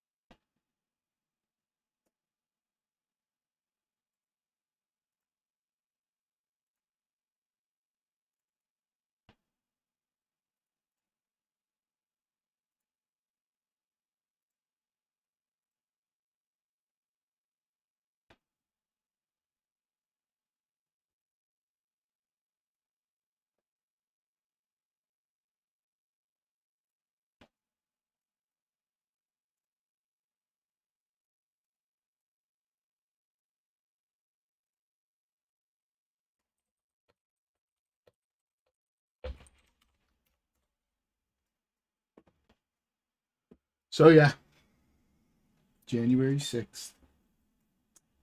It was a thing.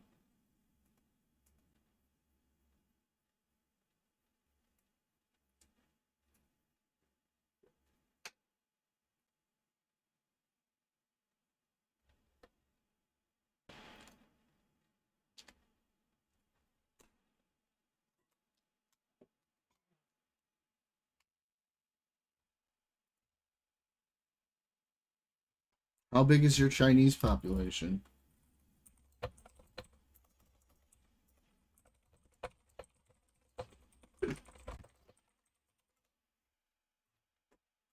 $1.7 million.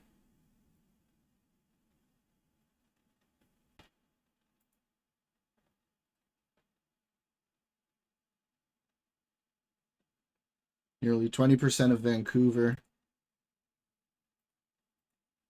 I mean, that's a lot of people.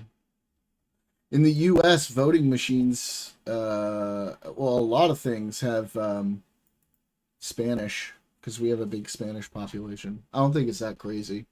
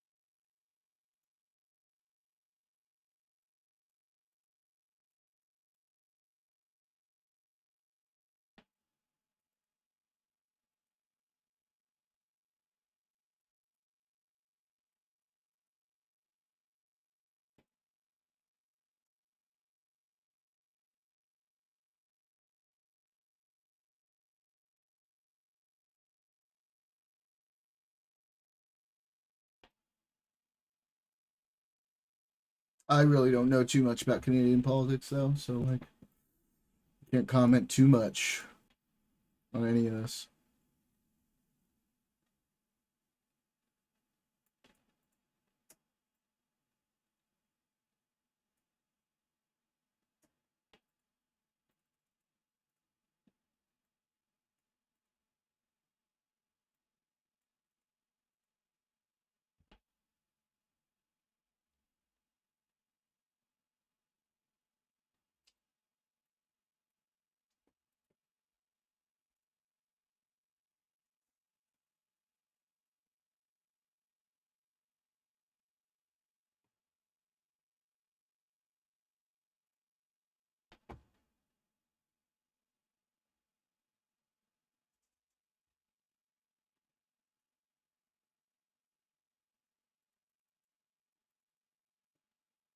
Just to clarify, are you talking to me or John, Bernie?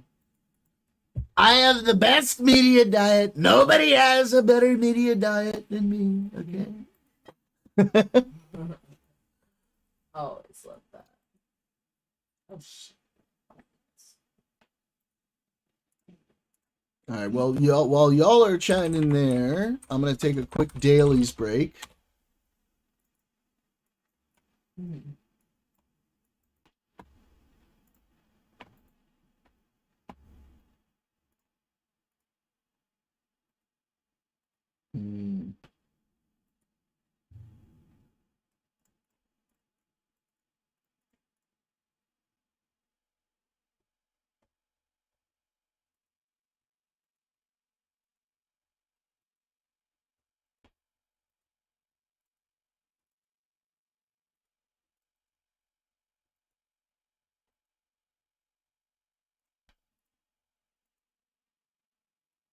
Things with knobs. Another thing with a knob. I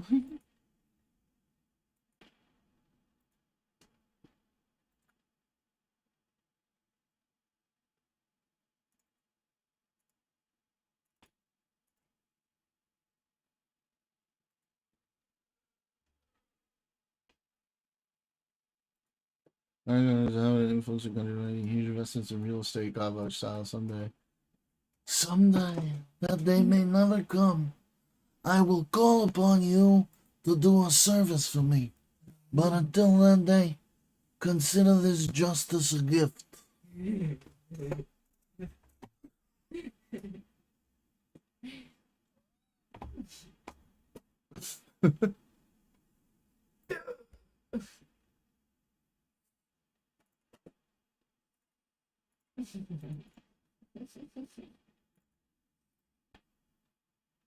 Nice. Pellet filled things. Cool.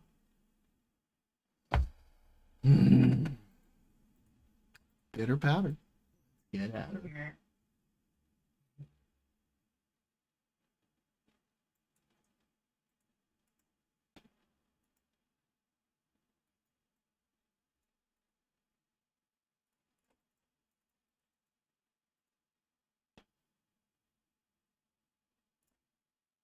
Oh no, I have no clue here.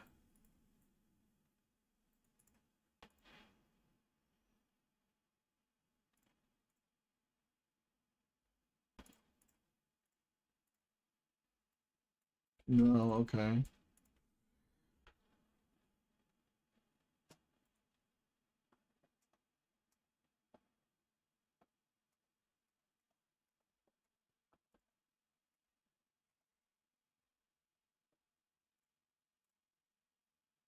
No. Names for kinds of dogs. Ugh.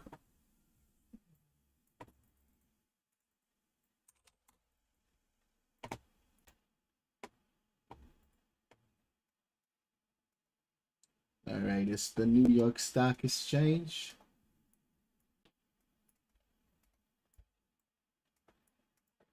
Show me a date.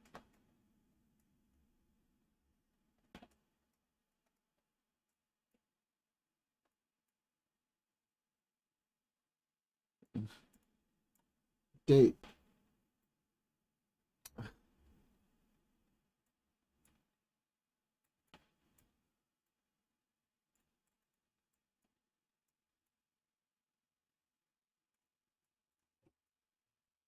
I mean, that's XP, right?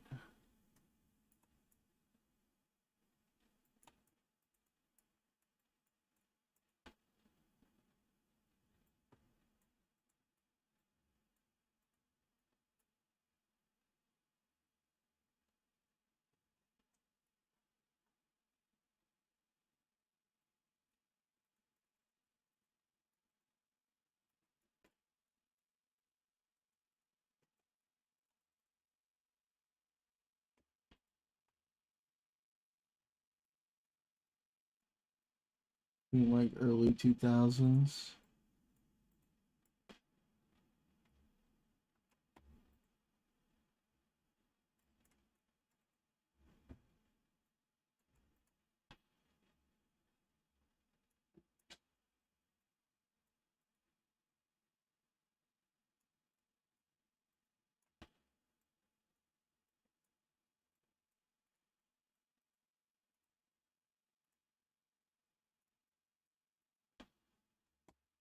Ooh, 3 years off. Nice.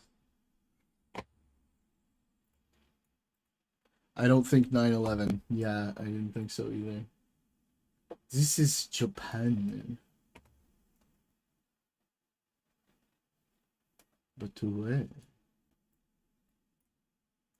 And when? Like the 80s, it looks like, or the 90s?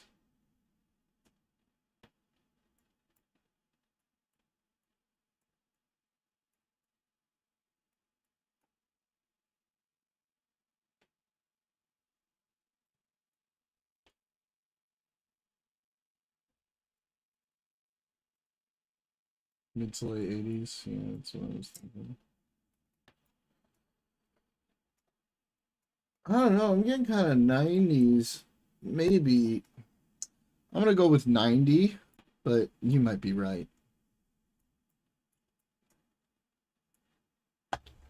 But where is it is the question, right?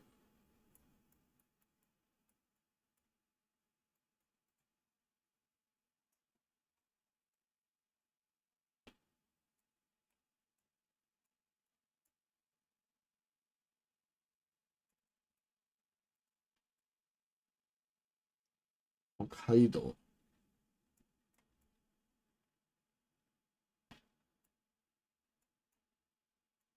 I did, but it's in Japanese.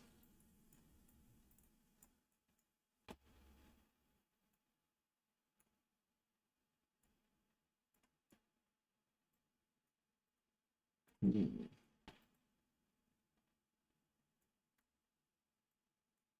don't know. I'm gonna pick.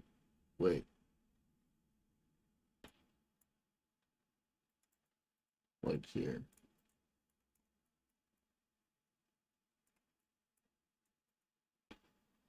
No, that's Japanese. That's Japan.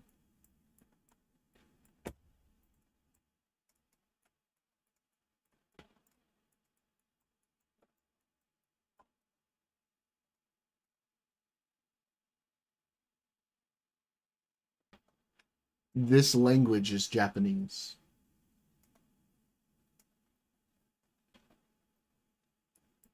At least I'm pretty sure. Now I'm second guessing myself.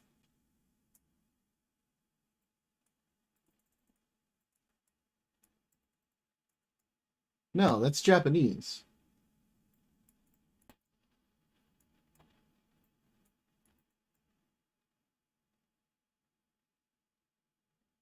Yeah, it's 100% Japanese. I read some Japanese.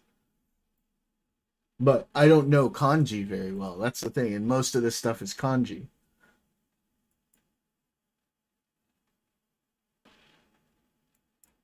But yeah, that says that's ma, tsu, hashi. Matsuhashi.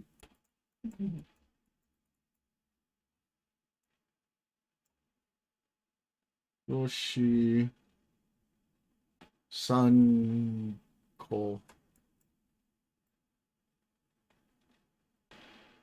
I don't know where that is though. In Japan. May I help you? Somewhere hilly. I don't know. I'm going with this. 85. You were right.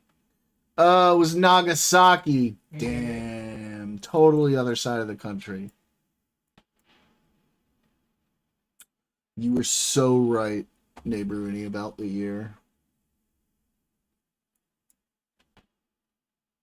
First visit to Ireland. Nice. Theatre Royale. Okay, so we at least know it's in Dublin. Edison. It's going to be what? Like, what's this look like? Osaka? Yeah. Something in my head told me too, but I was like, why would you even say that? You have no fucking clue.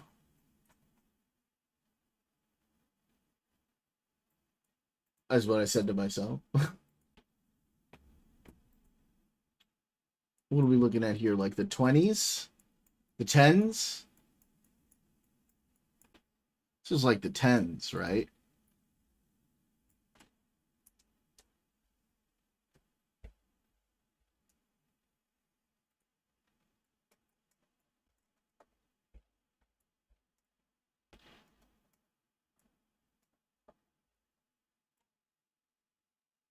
Theatre Royale.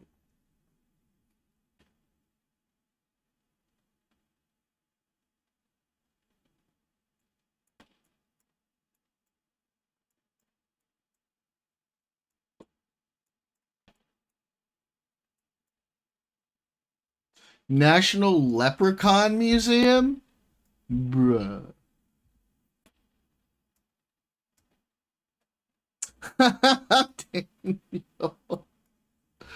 Holy shit.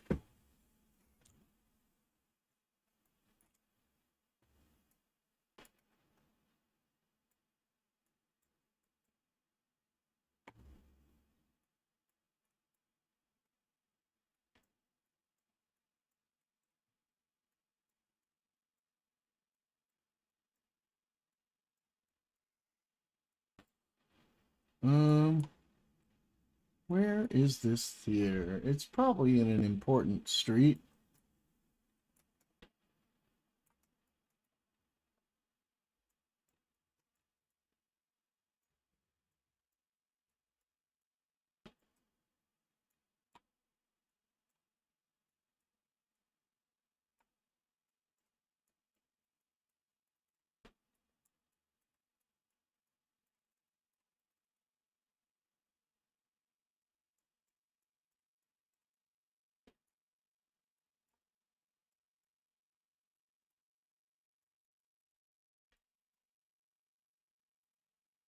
Hmm.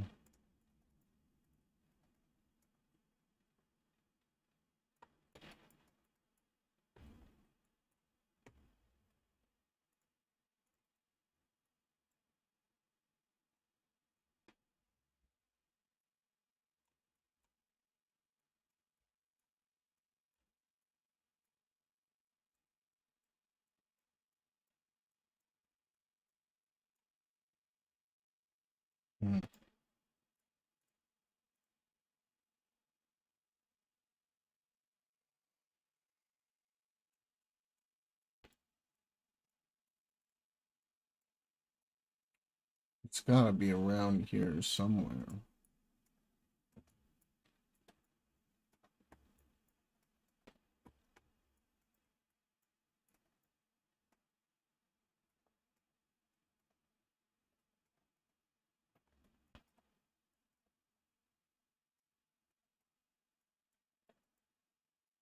Yeah, but the difference is we actually acknowledged MK Ultra and the Epstein files.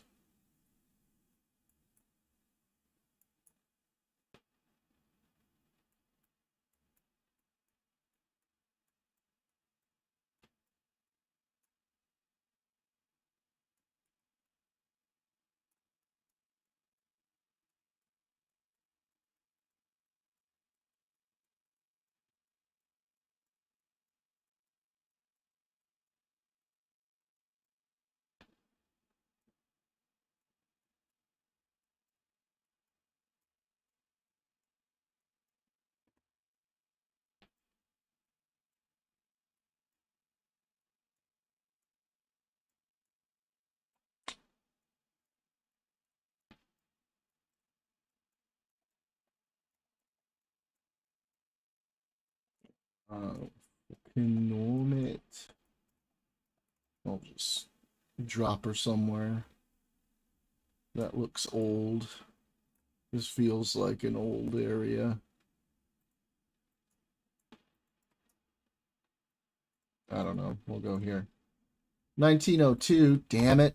What? Ah.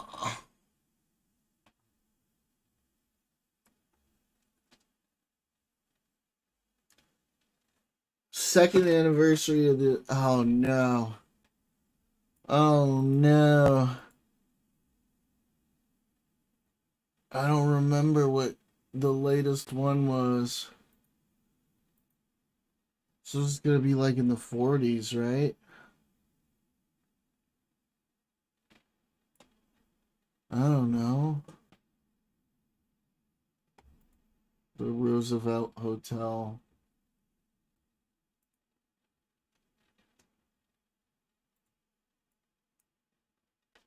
Is that in LA?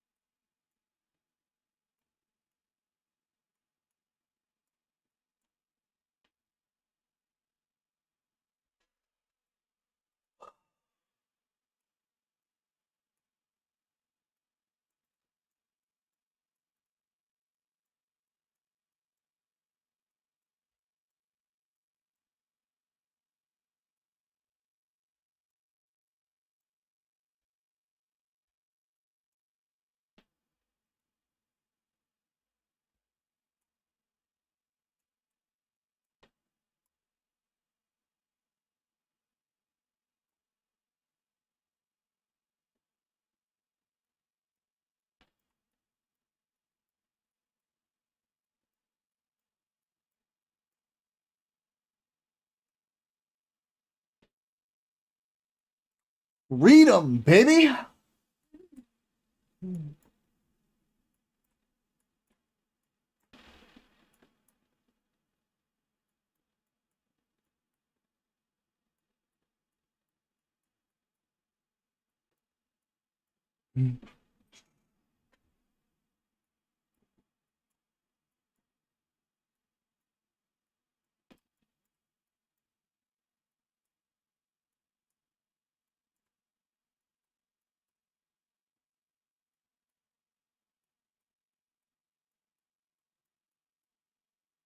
How does China not have that?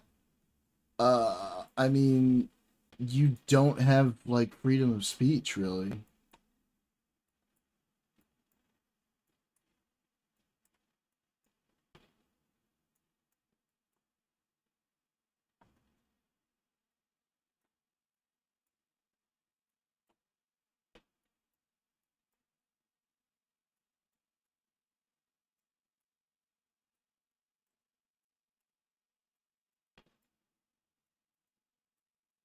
The Hollywood Roosevelt. There it is.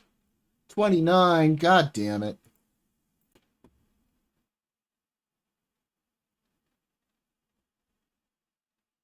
Oh, and I see.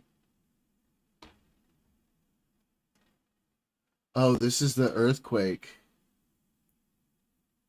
When was that? 2011? 2018? I think it was 2011.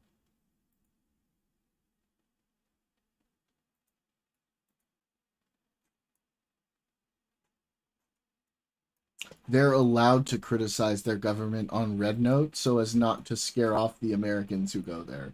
Trust me, if there was if there were people who were critical of their government in a way that was really serious, it would get cracked down on.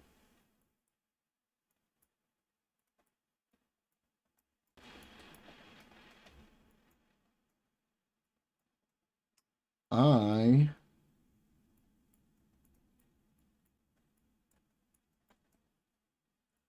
used to go to a golf club here in Petionville. or country club, the Petionville Club. And then I used to live in Paco, which I cannot find right now.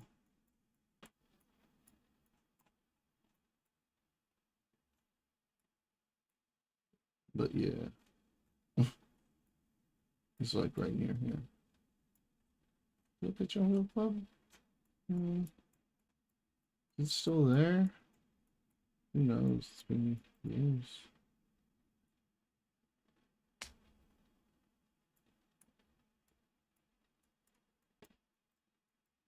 There's a lot of anti-Western propaganda on the internet spread around by China.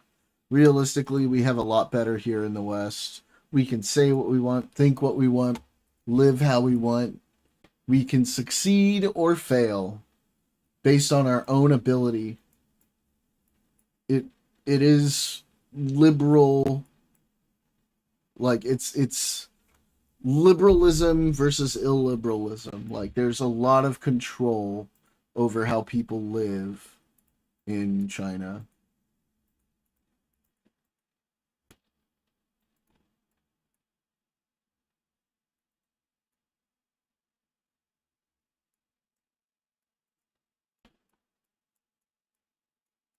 Where is the presidential palace?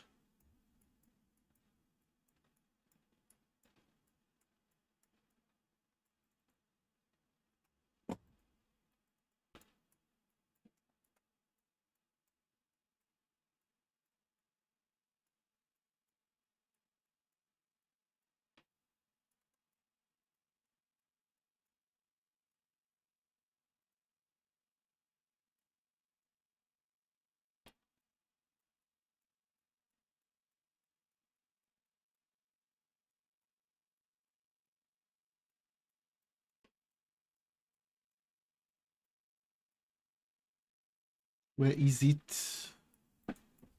Cannot find it. Did they rebuild it after the earthquake? Or did they leave it gone?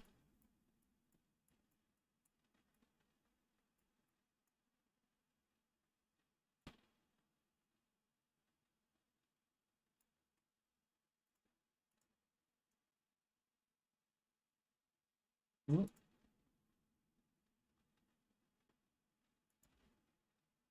They rebuilt it different, maybe.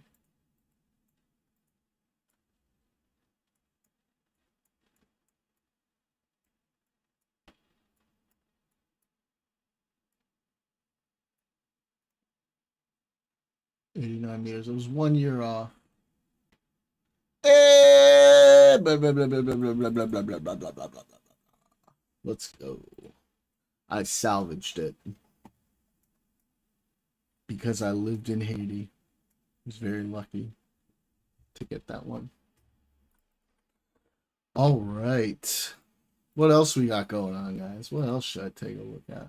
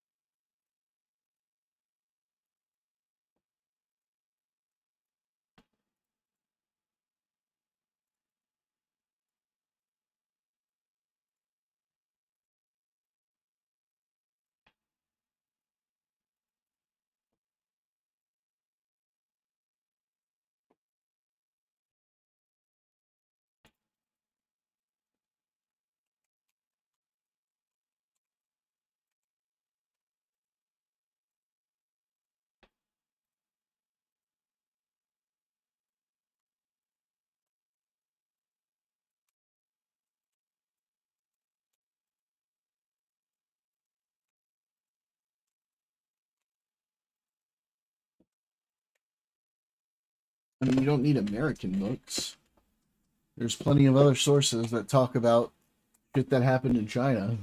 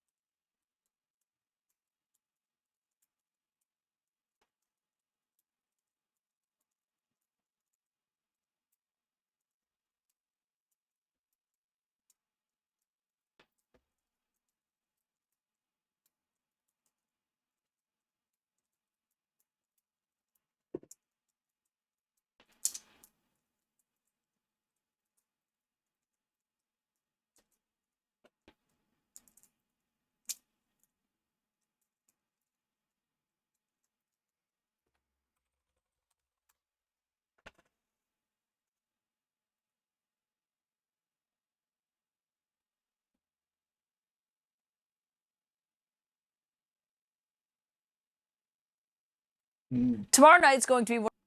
Oh, there's another debate tomorrow.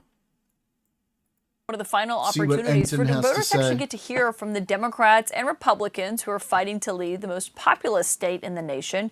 CNN's chief data analyst, Harry Enton, joins me now. And Harry, obviously there's going to be a lot of names on stage tomorrow night. What did the numbers that you're seeing tell you about where these candidates stand going into this debate What up, tomorrow? Cinderella? Caitlin, it's an absolute mess. I mean, that's really the terms I would use for it. Absolute mess, because you mentioned the 7 folks.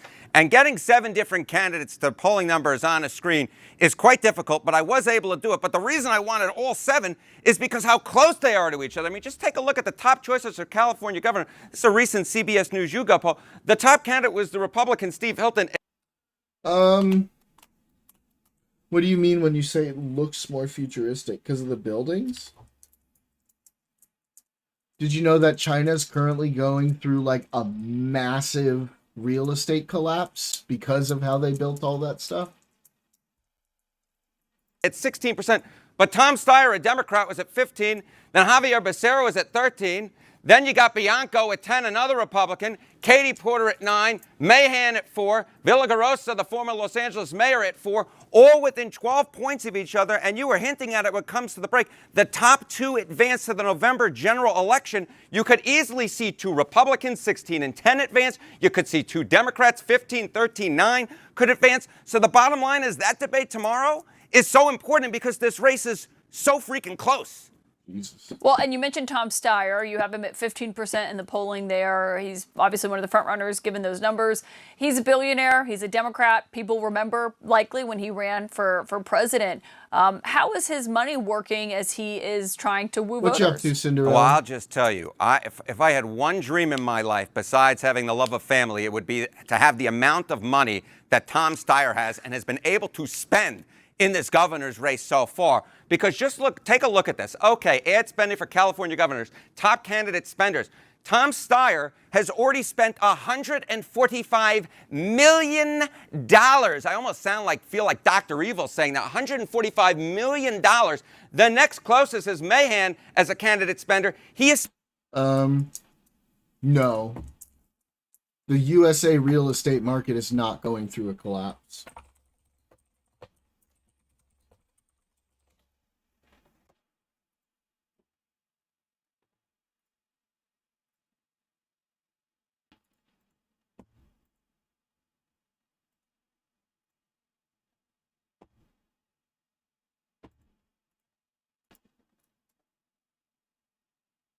If anything, it's grown way too much.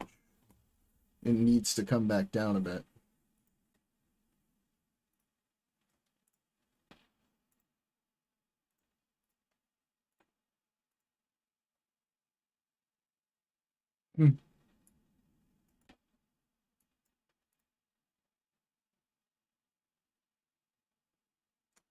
This real residential property prices for China. Growth, growth, growth, growth, growth, growth, growth, and almost all that growth is completely gone. I think by now it is, actually.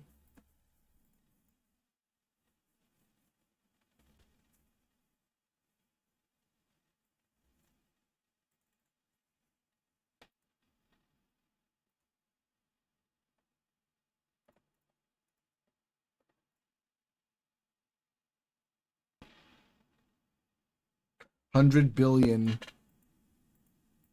billion of losses. Just trying to survive.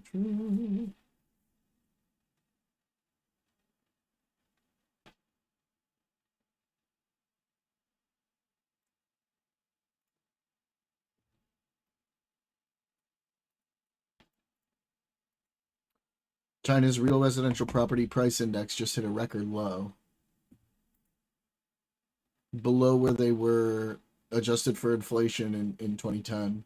15 years of growth wiped out. No, they spent way too much on building new buildings on credit without actually having people ready to buy them. And nobody can pay for it now. And so there's just going to be tons of ghost buildings, and all of these companies are going bust. They built extremely fast to propel economic growth, but they did it in a way where it was like borrowing and borrowing and borrowing and borrowing without having the money to actually return on those investments. And now all of that is catching up to them.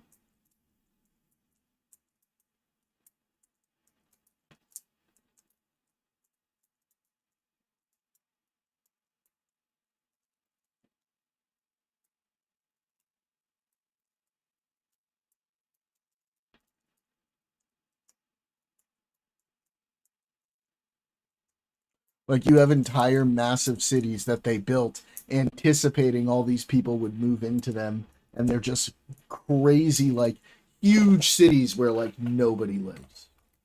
And the streets are empty. Spent just $6 million.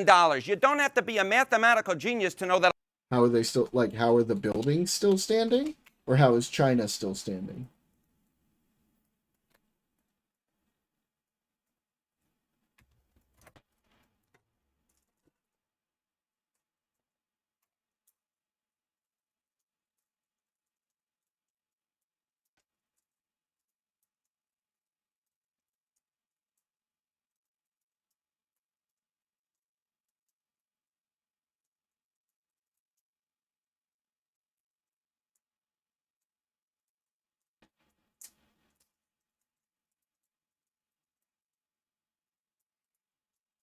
China? Well, I mean, their entire economy isn't in the real estate market. Like, they are diversified, right? They have their biggest thing is manufacturing, but right now, like, the collapse of the real estate market is causing a big economic issue for them.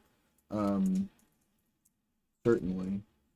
The reason we don't hear a lot about it is because China, you know, likes to keep things very quiet. They don't like things like this to get out. But it's happening.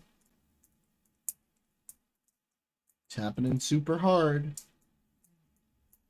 145 million is way more than 6 million. It's 139 million more. Even when you take into account the outside groups that are spending, the top outside group spending for Mahan is spending, get this, $23 million so far. So this isn't just being in debt, right? The U.S. went through a housing market collapse in 2008. So it's not really exactly about the debt. It's about the fact that there are all of these companies, not the country, that spent all this money, like on borrowed. They spent all this borrowed money to build buildings that now nobody is paying for. So all of these loans and money they got from the government, they're unable to pay back. And so the price of everything is just plummeting to where these companies are not going to be able to make their money back. Some of them are going to go out of business because people just aren't buying it. They built all this stuff speculatively, not with tenants ready to move in. And so there's a big difference. It's not just about the debt. It's about how the debt was used.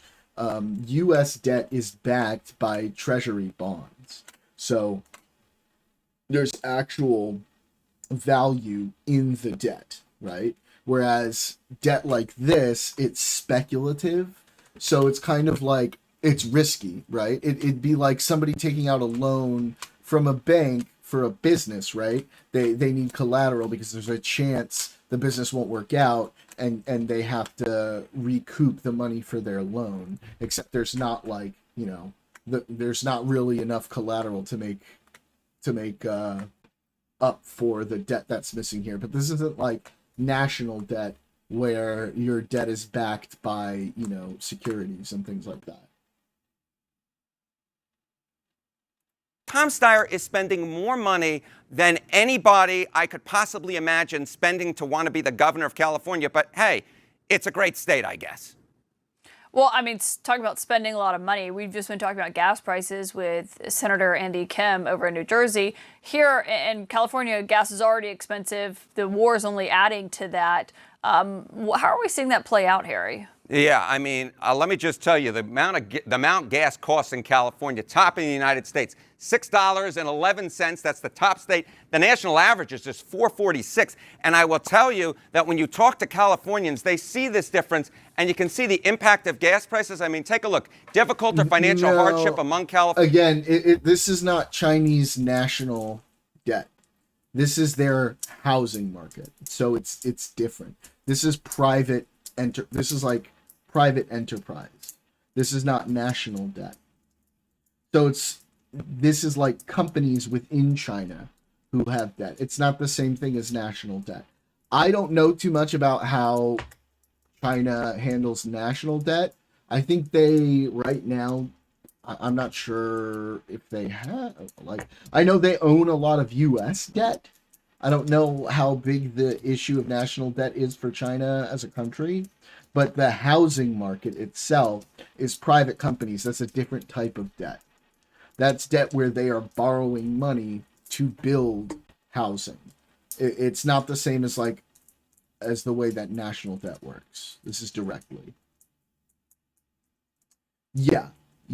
Because national debt, oftentimes, you know, with a large country like China or the US, can be backed by securities and bonds. They can have other countries essentially invest in the debt in order to ensure that it's backed by something. A company, all they can do is like provide collateral or have, you know, some form of liquidity.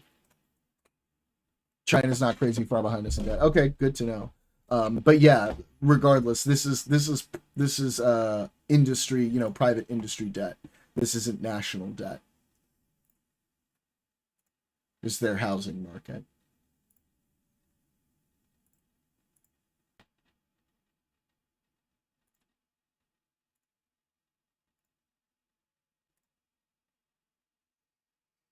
California voters because of gas prices, 57% of all voters. Then you see the rare trifecta, 63% of Republicans, 57% of Democrats, and 51% of independents. I think there are going to be a lot of interesting answers tomorrow night when it comes to the cost of living in California, including gas prices, and that's why I'm going to be tuning into you, Caitlin. Good. Hopefully we do get some interesting answers to interesting questions. Harrington, thanks for breaking those numbers down. And Van Jones and David Urban are back with me. Van, you know, this race was scrambled when Eric Swalwell dropped out of it. There is no clear front runners. You just looked at what Harry was laying out there. What are you watching for in the Democratic candidates on stage tomorrow night? Well, this is the first time that, you know, on a major stage, you're going to see all of them together. Tom Steyer, very impressive. I've known him for a long time, you know, big climate guy. He spent a lot of money to get his word out there. But, you know, when you're standing on stage, shoulder to shoulder with people, you never know what's going to happen. Mahan has been coming on strong. I think he represents, a little bit more of a conservative Democrat vote. He's more of a tech guy. He's done a great job with his state, with his city as a mayor. And so, you know, right now, you got to imagine Tom Steyer has bought his pathway to one of the top two. The question is, can anybody else get in there with him? But you never know. I mean, tomorrow night, everybody needs to turn in. Something could happen that completely upset the apple cart. And I think people in California do not know who should be leading us. Villaraigosa, you're showing there, great mayor in Los Angeles, very well respected. This can go any way. Anything's possible in California right now. Well, I mean, speaking of anything being possible, David, it has been 2 decades since a Republican was last elected governor here. We've got two on stage tomorrow night, Steve Hilton and Chad Bianco. What are you going to be looking for from the Republican side? Yeah, I don't know Chad. I know Steve pretty well. He's an impressive character. I think he'll do extremely well former television personality. He's going to be purpose-built for this debate, as long as you don't beat him up too badly. Listen, it's going to be interesting to see how far they try to distance themselves. I mean, it depends where you go, from the John. president, right, and from this administration, which is widely viewed, I'm sure, as completely unpopular anywhere in California. Maybe Orange County, it's popular, but most of the state, President Trump is viewed as being responsible for high gas prices, the war, lack of affordability, Maybe give it a few years, wildfires. Pick something. Trump Californians don't like Trump, and so it'll be interesting to see how Steve Hilton gets away from that. Well, I mean, and Van, on that note, when you look at this, there's 61 people that I think are going to be on the ballot when voters are getting them. Obviously, there's going to be 7 that have qualified for our debate on stage tomorrow night. But there are some scenarios that Democrats would not be happy about, where maybe 2 Republicans could be on the ballot come November, based on how this works. Or it could be two Democrats potentially. Okay, you're on there. right, neighbor. Well, I mean, this has been the panic in the party, the past 2 months, is this fear that we're going to mess around with, too many people on the ballot, too many strong Dems on the ballot, and we cannibalize ourselves, and somehow, both Republicans, sneak on through. I think that's less likely now that Swalwell is out. I think it's kind of like, before you had, he has the name ID, Steyer's got the name ID, even Katie Porter, who's kind of fallen quite a bit, has a name ID. Do you just wind up cannibalizing this party and handing it over? And I mean, there were a lot of meetings in California. There was a lot of, begging people to drop out, that kind of thing. But listen, if you're a Villaraigosa, who's very well respected, if you're Mahan, who's coming on as a rising star, it's hard to tell anybody to get out, and basically nobody did. Yeah, and a lot of them think they can still be the candidate after Swalwell exited. David Urban, Gavin Newsom has not endorsed anyone yet in this race. He told Mark Leibovich over at The Atlantic he would do so only in a break glass scenario. What happens if he does that? Yeah, again, so I spent a little bit of time with Governor Newsom this past weekend, and I think, again, there's baggage, right? If you're Governor Newsom, you endorse somebody that may not help that person. Van has a better view of this. He's, Californian and is a Democrat, and Gavin Newsom isn't widely loved by everybody in the state, and so if you get a big bear hug from Gavin Newsom, that may help you with some people and may drag you down with others in the state, and so I think it's why he's probably sitting it out. Doesn't want to hurt the people that he might hurt, and doesn't want to help others. I see it just somewhat differently, because I think if you had the 2 Republicans floating up, I think a Newsom bear hug would actually probably elevate somebody. The fact that he doesn't have a hand-picked successor is interesting at this point, but we'll see. All right. Shall we cop slop for a little bit, guys? Unless you guys got more for me to take a look at.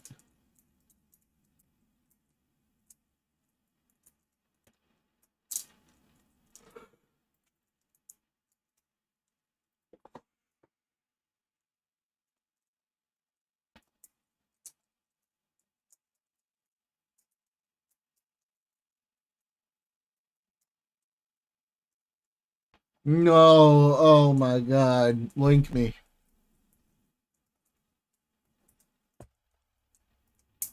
Oh boy, here we go.